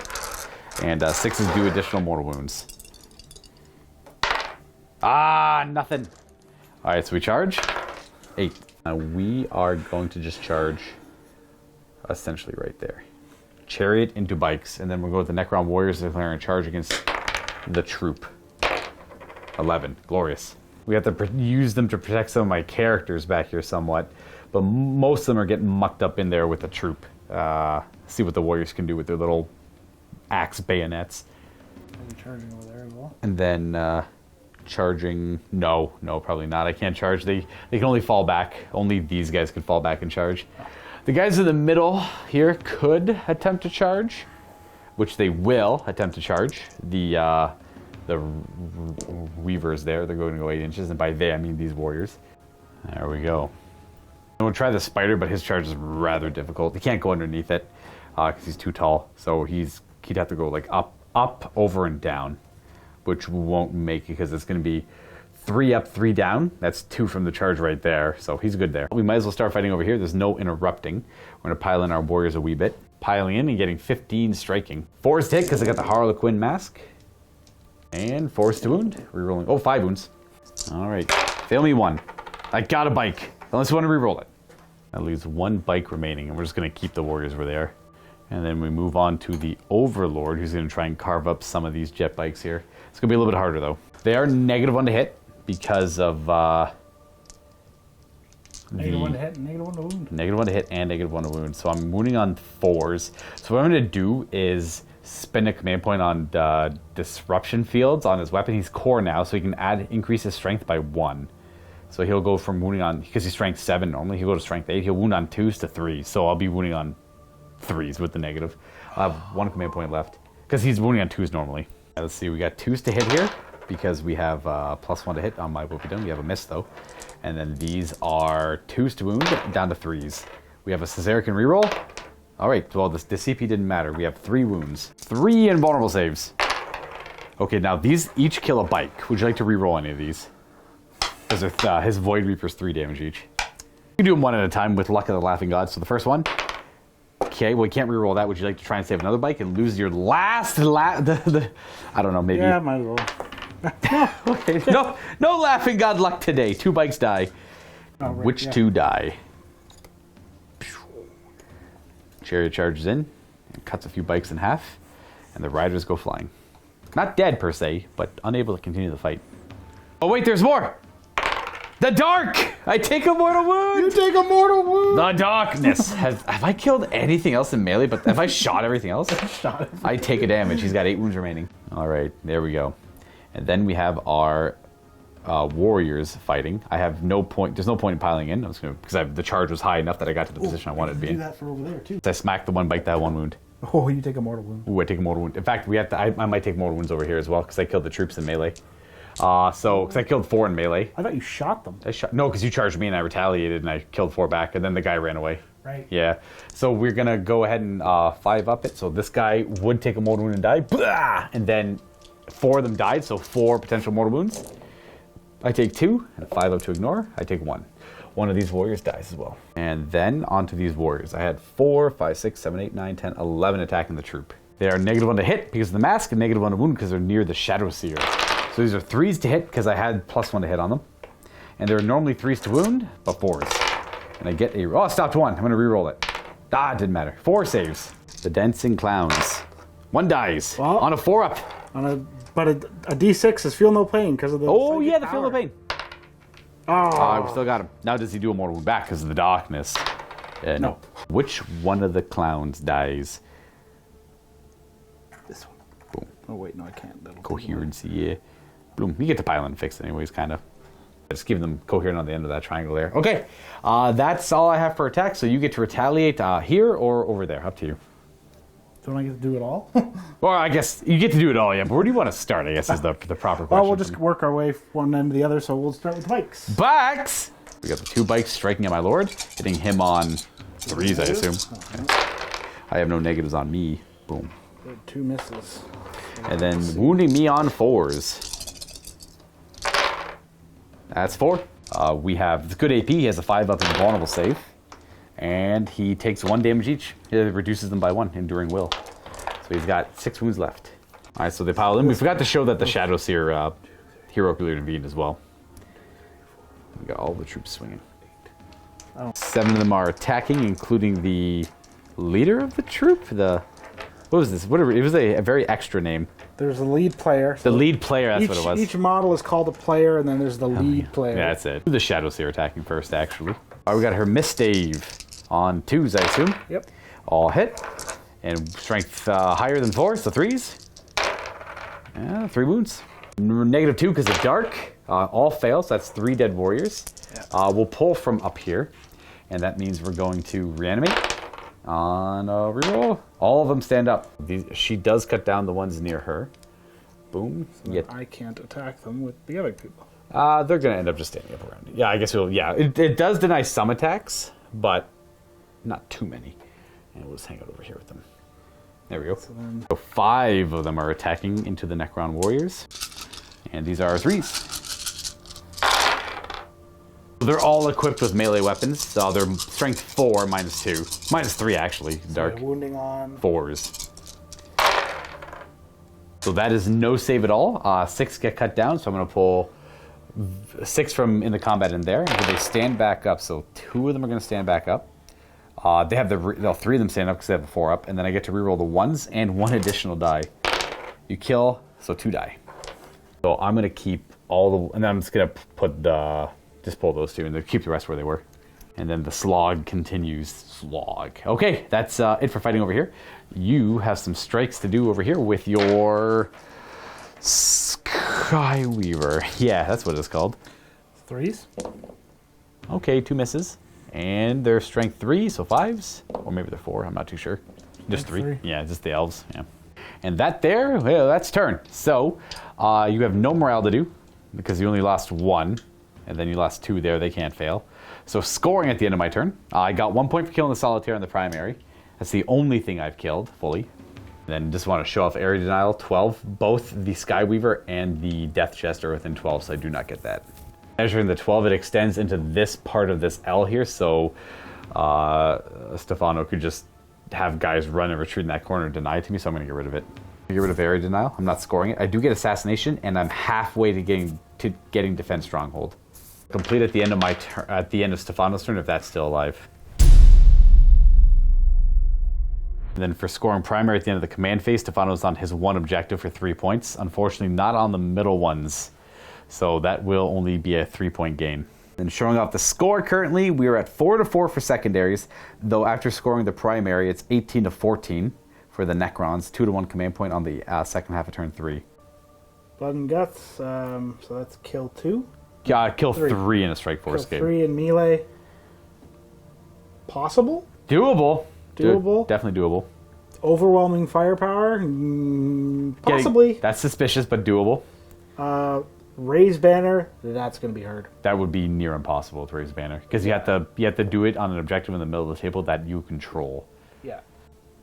So behind enemy lines, I have a chance. I have a shot pulling it off with the boat back there, and I've already got one unit kind of behind there. So Stefano spent his one command point to cycle, getting rid of raise the banners and keeping behind enemy lines, or gaining behind enemy lines. So he has to kill 3 units with melee, shoot 3 things down, and then get behind my lines with 2 units. Luckily, this one's pretty well kitted to live. This one's alive and behind my lines. This unit lived. This Skyweaver has 1 wound left, and it's got enough movement to advance and land right here, behind my lines, completely in my territory. Because it moves 16 and it automatically advances 6, so it goes 22 inches when it advances. On a movement, first thing, this guy will advance. He's going to land, boop, kind of in this pocket. Boom, ending up there. With his move, 22 inches, we already figured that one out. It's kind of like the easiest way for him to move is something like this. This is the show, because that's where his nose would have been, so he would have been in my deployment zone if anyone's curious. So fancy flippy moves there, and then they were going to run into the underneath the platform here, so they ignore the dents and they want to fire at the bug to take it out for a unit for killing with shooting, because they have a fusion pistol and a pair of. They have 2 fusion pistols. Oh, 2 fusion pistols. Is it 6-inch range? Yeah. So they have to get a little bit. They'll go like they're technically going to be right here. Oh, but no, they have to be in the deployment zone. Yeah, I'm just trying to move them as close over there. It'll be in range to shoot, but you won't be able to be in my deployment zone and be within 3 to get the +2 damage, I think. Oh, I don't have that. Yeah. Also, they're different than fusion. My bad. No, you're good then. You can go exactly right where you are. You're fine. Yeah. I thought you were trying to get in half range. No. We're going to have the Death Jester move in a position to attempt to snipe the Technomancer from the back here. And then the Skyweaver jet bike will move up to the Reanimator. And then we're going to move on to the Skyweavers. Jumping up and over. They move 16. They don't want to fight the barge anymore. They want to fight. Well, they want to try and kill this guy with shooting with their Haywire and charge in and do some damage over here. And then the Void Weaver will jump back here to also draw sight to the... he's supposed to draw sight to the Reanimator. The troops are going to fall back from the combat because they have Rising Crescendo. Magic powers. Magical powers. So we're going to do the same 2. That goes off on a 6, and then I need a 7. Feel no pain. All right, you got them both. Okay. 2 Skyweavers into the Reanimators. Wire shots so they get. Ooh, almost max. That's 7. 3s to hit. Okay, all hit, and then these are 4s to wound. 6s do additional more wounds. So it's, ooh, gosh, that's a great roll. So that's 5, 6 saves, which are -3. I have 6 ups. He's dead. Boom, just like that. Or he technically, that thing's close enough for the explosion, but it's dramatic. We'll take him out, and then prevents me from scoring Defense Stronghold. That's a unit killed for shooting and for the primary, so that's an extra point, putting you at 15. The other Skyweaver is going to go Shuriken Cannon into the other one. One hit. And I think wounding on a 4. -1, I have a 4-up save. That's 2 damage, and then we have the Bola. It is 2 shots from the Bola. He's only got 4 wounds left if these both hit and wound. 4 wounds remaining. Okay. Team thyself. It's the Death Jester into that Technomancer. All right, 2s. He all hit, and 3s to wound. This is where he's been failing. Okay, 2 go through. 2 6-up saves. Oh, you got him. Boom, boom, boom. 4 damage. I'll spend a command point on Resurrection Protocols on him, so at the end of the phase, I roll to see if he comes back to life on a 4-up. I guess nothing else is shooting at him, so I'll just roll it right now. He does not. He is dead. Boom, that's another victory point as well. 4 character. And then we're at the troop underneath, firing their 2 fusion and the Shuriken. So fusion first. They both hit. Ooh, 3s to wound. Let's see what we got here. That is, ooh, both wound. I don't think I have it. They're AP4, no save. So 2d6 damage +2. Don't roll double ones. New dice. He's dead. He goes down. I don't think he explodes. Just in case though. No. So that's 2. That's all 3 things skill with shooting. That's overwhelming firepower done. That's 17 points. That's 17 points for primary, and then that's max scored for primary for killing things, and overwhelming firepower complete. So now we're on to. We still have more shooting. We have all of the Psychic Fire as well. Grenade launcher into the Warriors. It'll be 3 shots, hitting on 2s or 3s. 2s. They all hit. You have to do the 3 leadership dice, and then every 4-up will roll a second die 4. So that one can't possibly do anything, and then so that'd be that one and that one. So that one does go over my leadership. Cesare can save it though. Okay. Then there's one fusion pistol and the rest are shuriken pistols into the warriors, I guess. Yeah. We're gonna put the fusion into the 1, 2, 3, into the 4. command barge. Or catapults or pistols. Shuriken pistols. We got a couple misses. And wounding on 4s. 6s are good though. So that's no save there, and then 3 5-ups. Okay, we make the 3 5-ups, and then do we reanimate? We do. Where would I even reanimate? I'm trying to think if I want to reanimate anywhere fancy, and I don't think I do. Actually, I'll put you to like there. And then fusion pistol. Boom. Hits. Oh yes, it does a wound.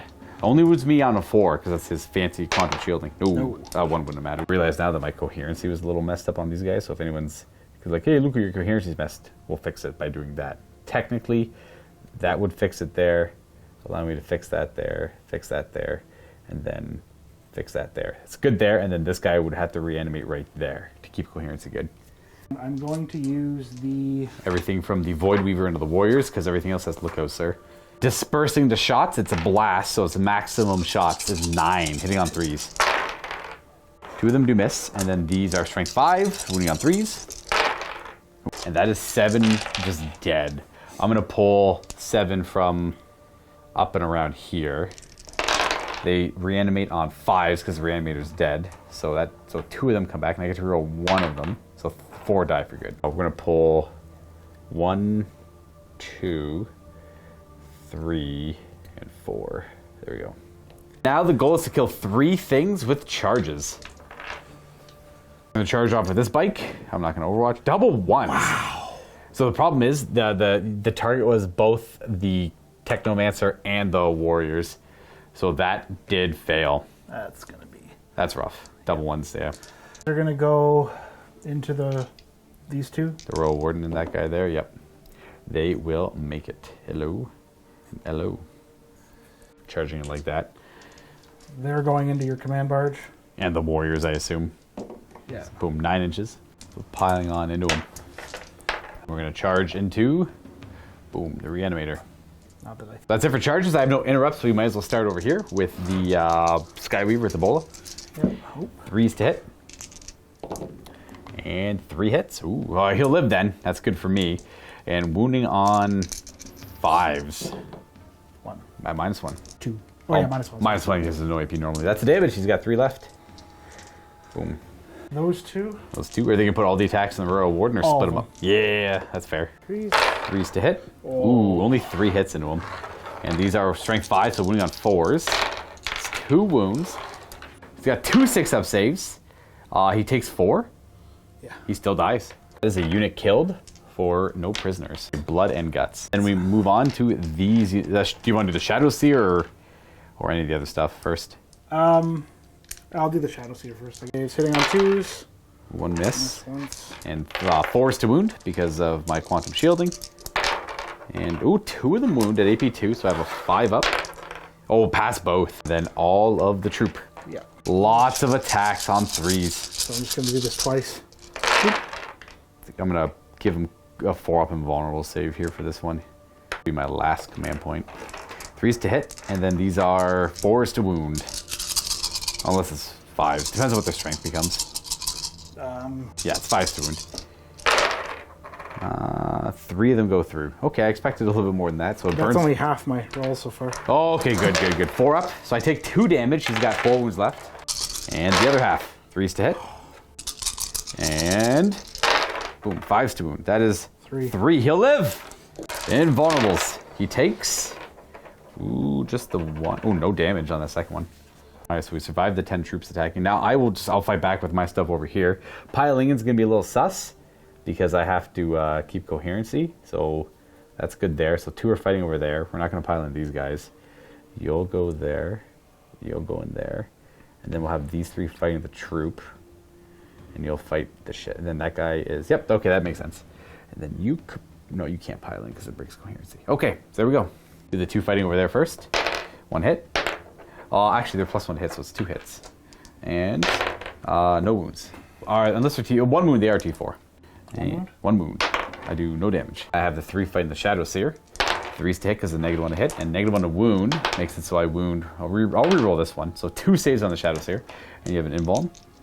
She takes 1 damage. She'll go down to 4 wounds, and then I have the 3 attacking the troop, which is 3s to hit, and 1 wound. I've already used my reroll, so 1 4 up. Hey, you're good. No damage. No damage. Okay, that's it for over here. We have the reanimator attacking. Him? Oh, I guess I could do him. Yeah, I'll do him. I'll attack the Shadow Seer, I guess. Okay. Yeah, we'll put the 4 attacks into her, hitting on 2s because he's +1 to hit, and wounding on all those. So 3 saves on her. That was with the -1 to wound? Yeah, because he's normally 3s to wound. Okay. Actually, he'd be 2s to wound her. And boom, takes 3 damage. She's got 1 wound left. Very good. Then I'll go on to the reanimator. 4 attacks, I have 5s to hit because of the mask. We have a hit and a wound. Invuln. You're good? And that there is all she wrote. So morale, I don't think I owe you one. I'll roll the warriors just in case. No, they're good. They did not lose that many models. And that will conclude our battle round. We're on to the 4th one. But let's do some scoring for the Harlequins here. Looking at their objectives, we do get behind enemy lines with the Skyweaver, or Starweaver, sorry, transport, and the troop back there. And then we killed 3 things with shooting, which also gave you 3 primary victory points, which was real big. And and then also denies me my defend the stronghold and took me off my objective, so it really evens out the game yet again. And we're going to keep blood and guts because you got 1 point towards it. So if you get 2 more kills in melee, which you should do as Harlequins, you'll get 5 more points. Turn 4 for the Necrons, I'm only going to score 4 points for holding an objective in the middle. That does give me a 1 point lead on the secondaries there, the primary there, kind of, just because of the nature of it. I control all 3 of them still. And then that is about it. That's at the end of my command phase technically, but I just wanted to show that off before I show the score. New protocol, we're going to go with the 2nd directive here in the 4th battle round. How much are you going to attempt your luck? Yeah, I'm going to go 3. 3. The double 6s. Take them away. All right. Nothing. So looking at this, score-wise, primary 22 to 17 for the Necrons. We're at 4 secondaries to 6. So you got that 2 secondary swing there. 1-to-1 command point. And no luck of the Laughing God, unfortunately. You're able to pull off the big win there of going for denying me this, which I took too big of a gamble with it, but I was in a pretty good winning position to keep pushing forward, but I got punished really hard for it. So I still have Defend Stronghold, which is relatively impossible because I don't quite have the movement to get back there, which is not great. Storm Hostile Objective, I have to do the 2nd point of it. If my opponent does not control an objective marker that I can take from them, I have to take the one in their deployment zone, which I can do. And then No Prisoners is kill 30 wounds worth of models. But if there's not 30 wounds worth of models and I table my opponent, then I gain 2 points instead. So that one's real bad here. I think I'm going to use my objective, my command point to actually draw a new card off that one. So instead we get Grind Them Down. That one is going to be rather hard depending on how well this turn goes in general. And I'm going to have no command points to do it with either. So we are going to go Living Metals. This guy's going to heal up to 6 wounds. And that should be it. Nope, we have the Reanimator over here, who is going to go up to 5 wounds because he heals 2. And we are going to have the Reanimator target those warriors to keep them buffed. The Technomancer is going to reanimate D3 warriors over here. Rise. 1. That's where it really sucks to not get a higher roll in the Technomancer. If I reanimated just one more dude, I could have reanimated and then fell back onto my own objective. But I cannot, so that guy will not be going there. Okay, and then I can't put him up here to get on that objective back there either because of where my guys are placed. So, only getting the 1 warrior there makes it so I can't do any weird shenanigans with reanimations. So I will have to... I guess we're just going to stay stuck in combat here, which is okay. I don't want to fight the troops, though. They have a lot of attacks. I suppose I'm going to... You can't shoot? But they can't shoot. That's the problem because the Royal Warden just died. I would have loved to keep the Royal Warden alive there because if I could have fallen back and shot with these warriors, I would have been perfect position. I would have been boop boop, take them out. He falls back over there, and then probably take her out. Then deal with that. Then you'd have that and that left. But the Royal Warden going down, that's not good. We're just gonna reanimate up here. I think is the plan going forward. And then we're going to move on to actual movement. Oh, my will be done. We'll go +1 to hit on himself and +1 to hit for the warriors. And then we're on to movement. We're going to have the barge is going to retreat and go on to the objective to get that secondary complete. He'll just move up there. And then we're going to go ahead and retreat the warriors from combat. And then the warriors are going to fall back from combat. We're going to have the Technomancer. It's actually tempting for the Technomancer to jump up there to try and heal him. He won't be able to get up there, so we're going to put him in the initial chosen spot here. He's going to hang out in the back, try and be safe. We move on to these Necron warriors who are going to move this direction to try and take out these jet bikes over here. They're going to move to there. And then this lad is going to start moving backwards to my objective. Can't quite get everything you want, so he's going to stay there. And hopefully roll a good enough advance later on. He's going to stay within 6 of them. And then the last thing to move are these warriors. I got to shoot something down and stay around that objective. We're just going to go for an advance on them because we're going to be firing at things through tents anyway, so we might as well just take the negative. Advancing the warriors an extra 4. Advancing, getting these ones in range to fire at either target here. And that will bring us to the shooting phase. I'm already over here, so I might as well start. So I got these 3, 6, 9 able to fire collectively into these two. I'm going to put 3 of them into the Skyweaver for 6 shots. I'll put 4 for 8 shots, and then I'll put the 5 for 10 shots into the troop. 8 shots into the Skyweaver on 4s, and then we wound on 4s. Your T5, right? And then I'll use a reroll there. Yes. 2 invulnerable saves. Ooh. Would you like to reroll it, or he's dead? That's your 1 command point. Taking the death, he does not explode. It's 1 point for primary and 1 point for grind them down. And then the 10 shots into the troop, hitting them on 4s because I advanced and they're dense. About half hit. And these wound on 3s. I've already used my reroll, so only 2 on them. 2 4-ups. Oh, 2 die. But that doesn't kill them. There's still 1 left to be the troop leader. Moving on to the next batch of warriors. We're going to put as many shots as we can into these bikes. And then we're going to put the rest into the... they're both Skyweavers, but the rest will go into the Skyweaver without the glaives. 10 are in range. And then the other 9 will just fire into this one. And then the 18, so into the Bola guy. On 4s, no, we did not advance, just 3s to hit him. Wow, we have 2 misses. Okay. Good. And wounding on 3s, actually. I'll reroll that as a drop die. I am not going to use my Caesarican reroll over here.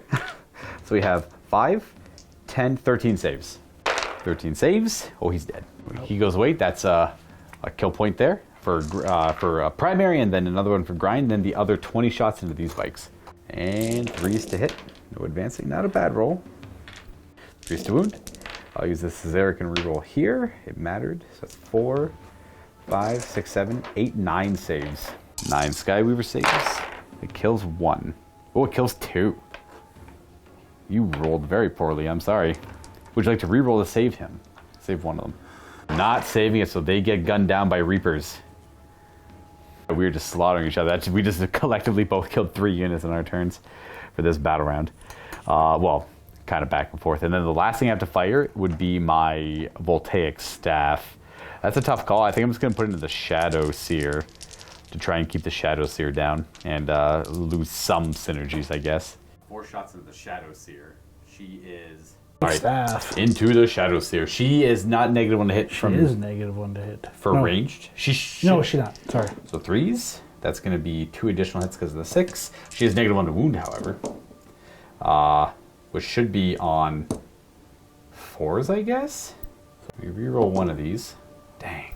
Okay, no. The 3s do wound her because 2s wound her normally. So she got 3 invulnerable saves because it's strength 6 staff. Well, it's a Voltaic Staff. Relic Staff. Oh, she lives. All right, well, that's all I had.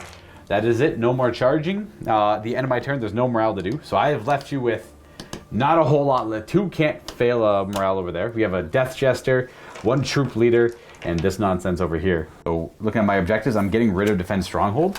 I score Storm Hostile Objective with my Catacomb Command Barge, and I have killed 3 units for grind them down. So on Stefano's turn, if he doesn't kill 3 units, I'll score that as well, tying up the secondaries. Now the downside for Harlequin's turn 4 is they're on none of the objectives. So it's 0 points for primary there. But they're looking to kill stuff and get some good secondaries here. So looking at the current score, 25 to 17 on primary, 1 to 2 command points, Harlequins have the 2. And then I have 5 to 6 secondaries scored. Looking at the secondaries for the Harlequins, we still have Blood and Guts. 2 more units to kill in melee. No retreat, no surrender, funny enough, is automatic for them because as long as they don't fail a morale check, nothing's tied up in combat, so they're not going to be falling back. And then Investigate Site will be near impossible. So you'll have to perform the action near that objective and have none of my units within it either. Yeah, they'd have to... My units are wholly within 6 of this... Well, my units technically aren't wholly within 6 of the center. So you'd have to get a unit there and perform the action with it. So it's kind of doable, but I don't think anything's close enough. Because the objective is directly in the middle of the table. So it's not that he has to do it near the objective, he has to just have to do it in the middle of the table. This guy's about 6 inches too far away to be able to just move there normally and complete it. Blood and Guts is something to do, and no treat, no surrender, that's an easy 5 points. Oh, amazing draw. So we got rid of Investigate Site and drew Capture Enemy Outpost instead. Super easy to do because we have Devoid Weaver. I have to move him to over here to capture this. Might as well just do that right away. First thing's right on the move phase. He's gonna move there because he wants to take shots at this guy there, probably, and take him out. And then the Death Jester is gonna poke his ugly head out. We're gonna advance him because he's not quite far enough, and we roll a 3 on the advance. So he's gonna go an extra 3. That should be more than enough. His sniper is an assault weapon. And then we're on to, we have the troop model under there, the leader, and then we have these units over here. Move the troop back up to the objective to take it from me so I don't score 5 points for it on my turn for primary. So the troop take back to the platform they've been on this game, and then the Shadow Seer will follow up. They have a lot to... They're trying to hold this position because it's got a lot of good information for them. And then we're going to go ahead over here to this remaining troop. Boom. Lead player. Advancing an extra 5 over to that position. Psychic time. We got the Shadow Seer. Yep, so we are going to cast the Feel No Pain on this unit. We got it? Yep. And I'm going to smite. Yep, smite makes sense. Hitting the warriors. D3 wounds. Did you get it? We go. D3 mortal wounds to the warriors. It'll kill 3. Not bad. They do have the Feel No Pain against it though. Okay, never mind. 0 damage. That brings it right to shooting. So you won't get lookout, sir, from those guys with being right there. Yeah, as long as you put the fusion pistol closest to him, and then the rest are probably like that guy could probably shoot at him, and then like some over there could shoot him, and the rest have to shoot over here. Yeah. Fusion pistol first, hit, wounds on a 4. Another one. Freaking pistols, not that they're going to do anything. They might do something. 1 miss, and wounding on 5s. That is not a wound. Some shurikens into the warriors, hitting on 3s. And wounding on 5s, 4s.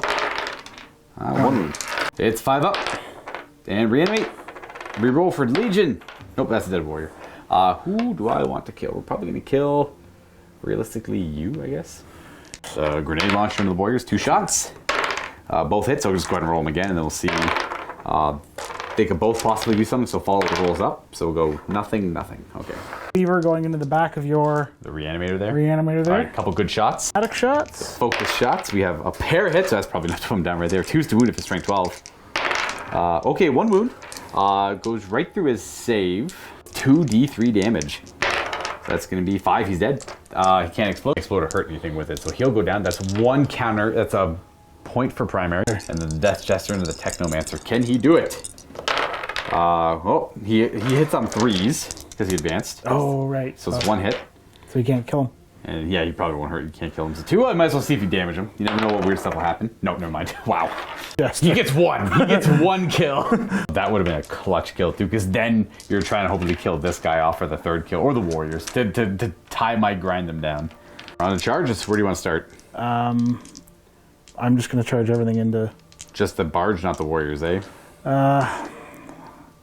Just the barge. You go up to 7? Yeah. He's going to end up piling into the warriors, so he doesn't have to eat the Overwatch. They all charge in there, and then does the Shadow Seer want to charge the warriors? No. All right, well, I don't have Overwatch line of sight to her, but they'd punch her back, at least. That'd be scary. Spending a command point on Kiss of Death, because they have that option there as a keyword. Oh boy, and every 6 to wound is a mortal wound in addition to the normal damage, but caps at 6. I only have 6 wounds remaining on the barge as well. I'll go ahead and spend my command point on Quantum Deflection in a desperate attempt to keep him alive. Hitting him on 3s. This is all their attacks. 5s to wound. Let's go for 6s because of the mortals. 6s are good. I see 3 mortal wounds in there. Oh, 4. 5 mortal wounds. And 7 saves. Do the 7 saves first. Ooh, only 2 go through. So that's 4 damage. Oh, you reduce it to 1, so 2 damage. So 2 damage plus the 5 mortal wounds. This is why I always play Caesarican. Because I hate dying of mortal wounds. Ooh, he lives with 1 wound. Or 2 wounds, actually.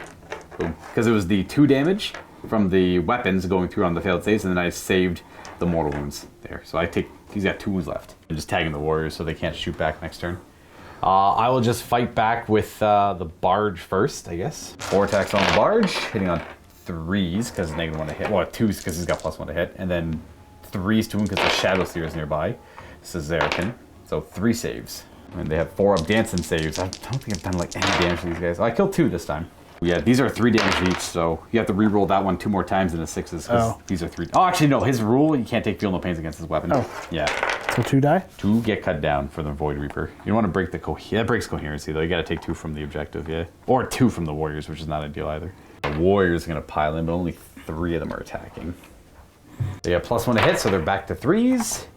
And that's a wound. 1 4-up. And then I have to take, and then roll me 2 more 4-ups for mortal wounds on the barge because you're dark. That could kill him. It could. If you get 2 4-ups and I fail my 5-ups. It's not likely. It would make me sad if it happened.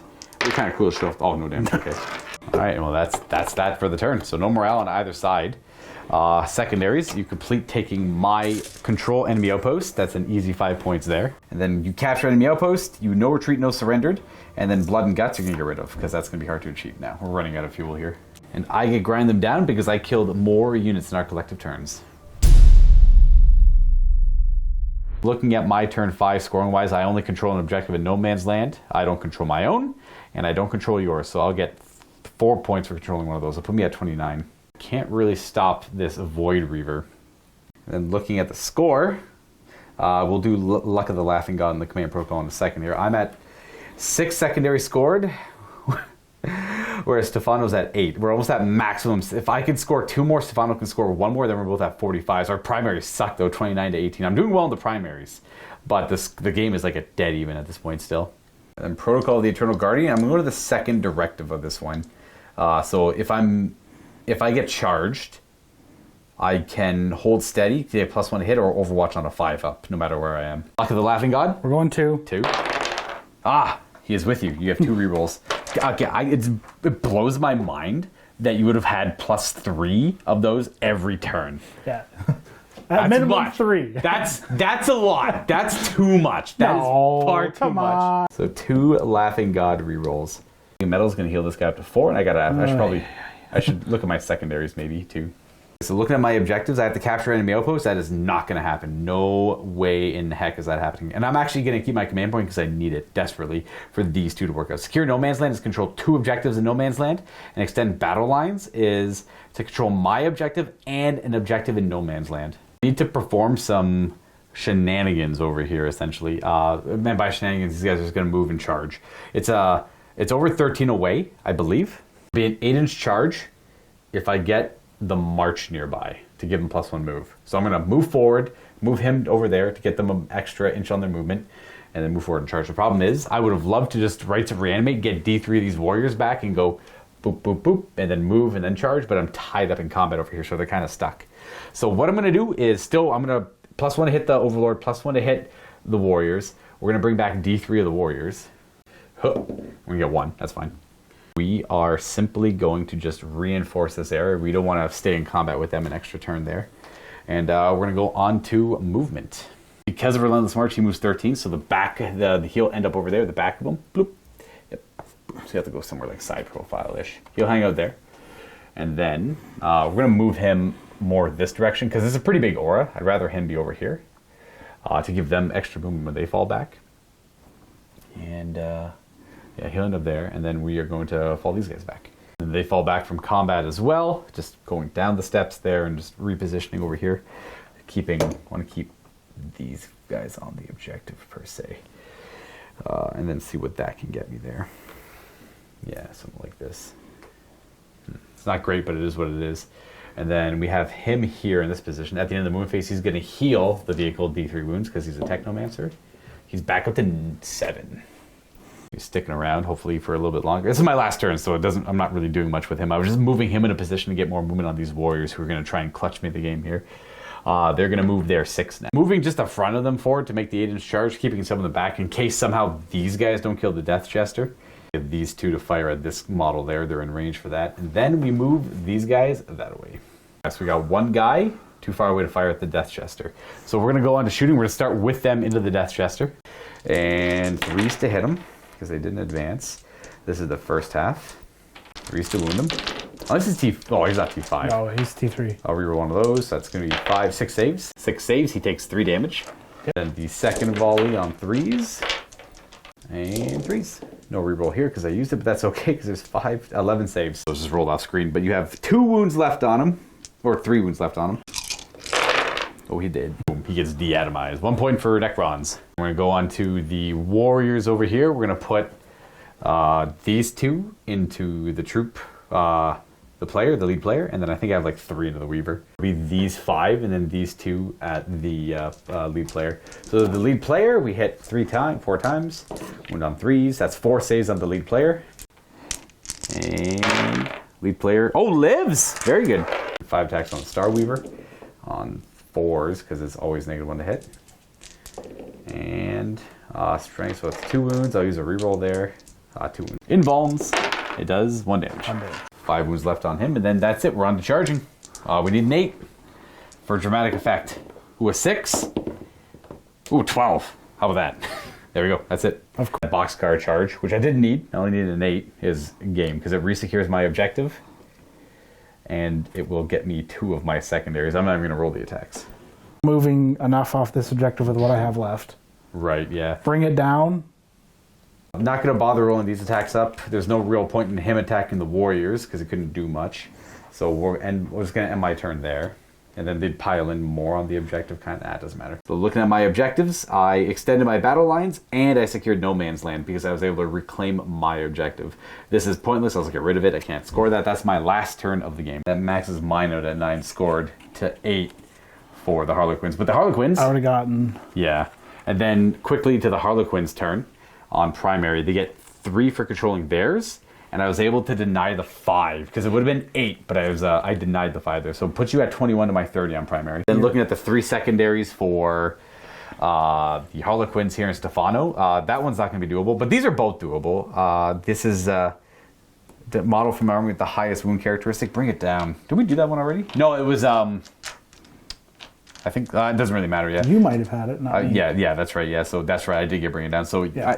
Either one of these is doable by killing the barge. These guys could move, and then the Shadow Seer could. So the Shadow Seer jumps on the objective, gets you your points at the end. That's easy. They move, charge the barge. Say they kill it. That's 1 point for killing it, and then you can only score 1 of these because you can only max out a 45 on primary, so you only get secondaries, which will put you at 22 for primary. Then it would put 22 for primary and match up our secondaries, which are tied. So 45, 45, and then I would have an 8-point lead on the primary there. So that would be the end of the game. Yeah, and do you want to see if you kill the barge? You want to see if you put down? We've been playing for hours. Yeah, it's a chance. Yeah, that's fair. Yeah, like I wouldn't be surprised if we went down. You'd use the same strategy. You'd charge and do up to 6 mortal wounds, and then all the extra damage on the attacks. And I would try the 4-up invulnerable save. Likely he dies. I just got lucky last time with my saves. I think I would, because I would have gone up to 2 command points, I'd have likely tried the Oblivion's Caress to take away your invul save and just try and hit you with that. That would also work too. I think that might be better because I would only have a 6-up saving throw against your attacks. Yeah, so you'd have to take more. Yes, you'd reduce the damage, but you might take more damage. You just have to get 7 through, essentially, yeah, if you spike high enough. Very doable. Then I got nothing to really interrupt that. I have an Overwatch. No, I don't even have an Overwatch because you charged me from behind the line of sight. So that's about it there. So Barge might go down, but it would end up a overall Necron victory on the battlefield there. Hell of a close game. We're going to tidy up a little bit and jump into a post game though, because as you all know, watching this has been a long one. Thank you for checking out this 40k game, everyone. Don't forget, paired with it in the vault, we have more. It'll be the new Word Bearers from the Chaos Space Marine Codex against the Death Guard from the Frozen North in a 2,000-point match using a mission from the new Nephilim mission pack. And if you're not a vault member and you want to check out this game, heck, if you want to check out the rest of our content we have in the vault, it's quite a bit of videos. All you have to do is click on the link down below and you can get yourself a 7-day free trial. If you want to check it out, you can binge as much as you want and cancel afterwards. We find that most people stick around because they like what we have to offer, and it is the vault members that allow us to continue making all of this content that you know and love. It is the vault member support that allow us to continue. Thanks again for watching. I'll let you get to the post game, and I will see you all next time. All right, Stefano. So this is my first time playing against the Harlequins. Oh, so if anyone's curious, the final score for both of us, we both did well on score. Because, like, you compare to each other, and the difference is only 8. That's, like, a Pyrrhic victory at best for the Necrons. It's not like I was an overwhelming victory. Like, you put up a great fight with the Harlequins and almost had a couple opportunities to take it as well. Because if I didn't make that... there's a whole... in fact, if I didn't make that charge, I think you would have won. Actually, you might have actually won. If Makes the charge. Yeah. If the Death Jester had done...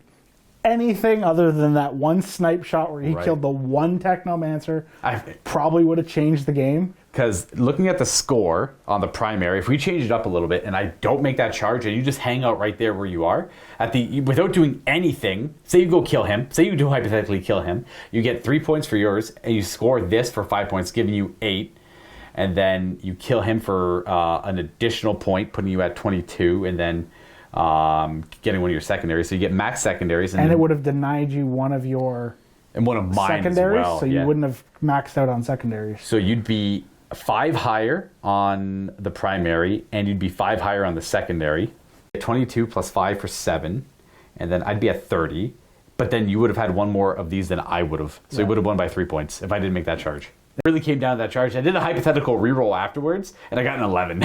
So it was your rolling has been like so on par. It was compared to mine, which was like ungodly. How? Yeah, you had horrible rolls like early. It was comical how bad some of the rolls early on was. Took the Monolith out, which was cool, but what did the Monolith even do? I think it killed a Void Weaver by charging it. Sucked up a Void Weaver and spat it out. That was about it. That's about, you know what? That's actually above and beyond what I expect a Monolith to do. It actually killed the model. And it also soaked up like just a ton of firepower. But the Monolith is 320 of my points. Yeah, I think it's a lot of my points. I guess in hindsight, I probably should have put both of the Skyweavers that had the Haywire cannons together and had them both go into it. I might have been able to drop it on turn 1. Turn 1, yeah. And then could have moved around from there. Because the Void Weaver, the Void Weaver's whiffed against it, I think. Both times, yeah. Not playing Necrons too much. The Veil thing? The Veil thing, I mean, again, if the Death Jester had hit him the first shot,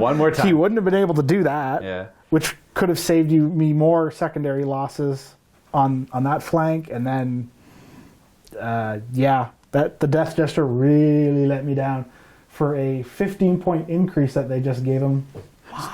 How many games did you get to play with the old Dark rules where you struck back if you didn't, like, if you get charged and die and you don't fight, you strike back with all your attacks, and the Laughing God rerolls, like just like getting about 10 or 20. So you feel it, I guess. Oh, yeah. You feel a lot. Like, I mean, having 6 Luck the Laughing God rerolls as opposed to 2 or 5 of them. And then, yes, I get to do a mortal wound on a 4-up. If you fight first. As opposed to doing, like...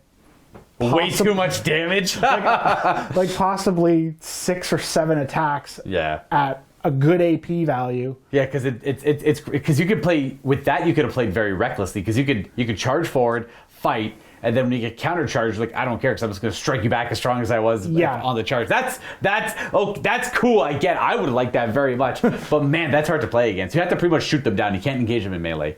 Which you know what? I guess to be honest, I didn't actually charge you and kill you that much. It was more you charged me, bouncing off of me. In fact, I think ironically, the new Dark rule worked out better for you this game than the old Dark rule would have, because I never charged you and killed you. You always.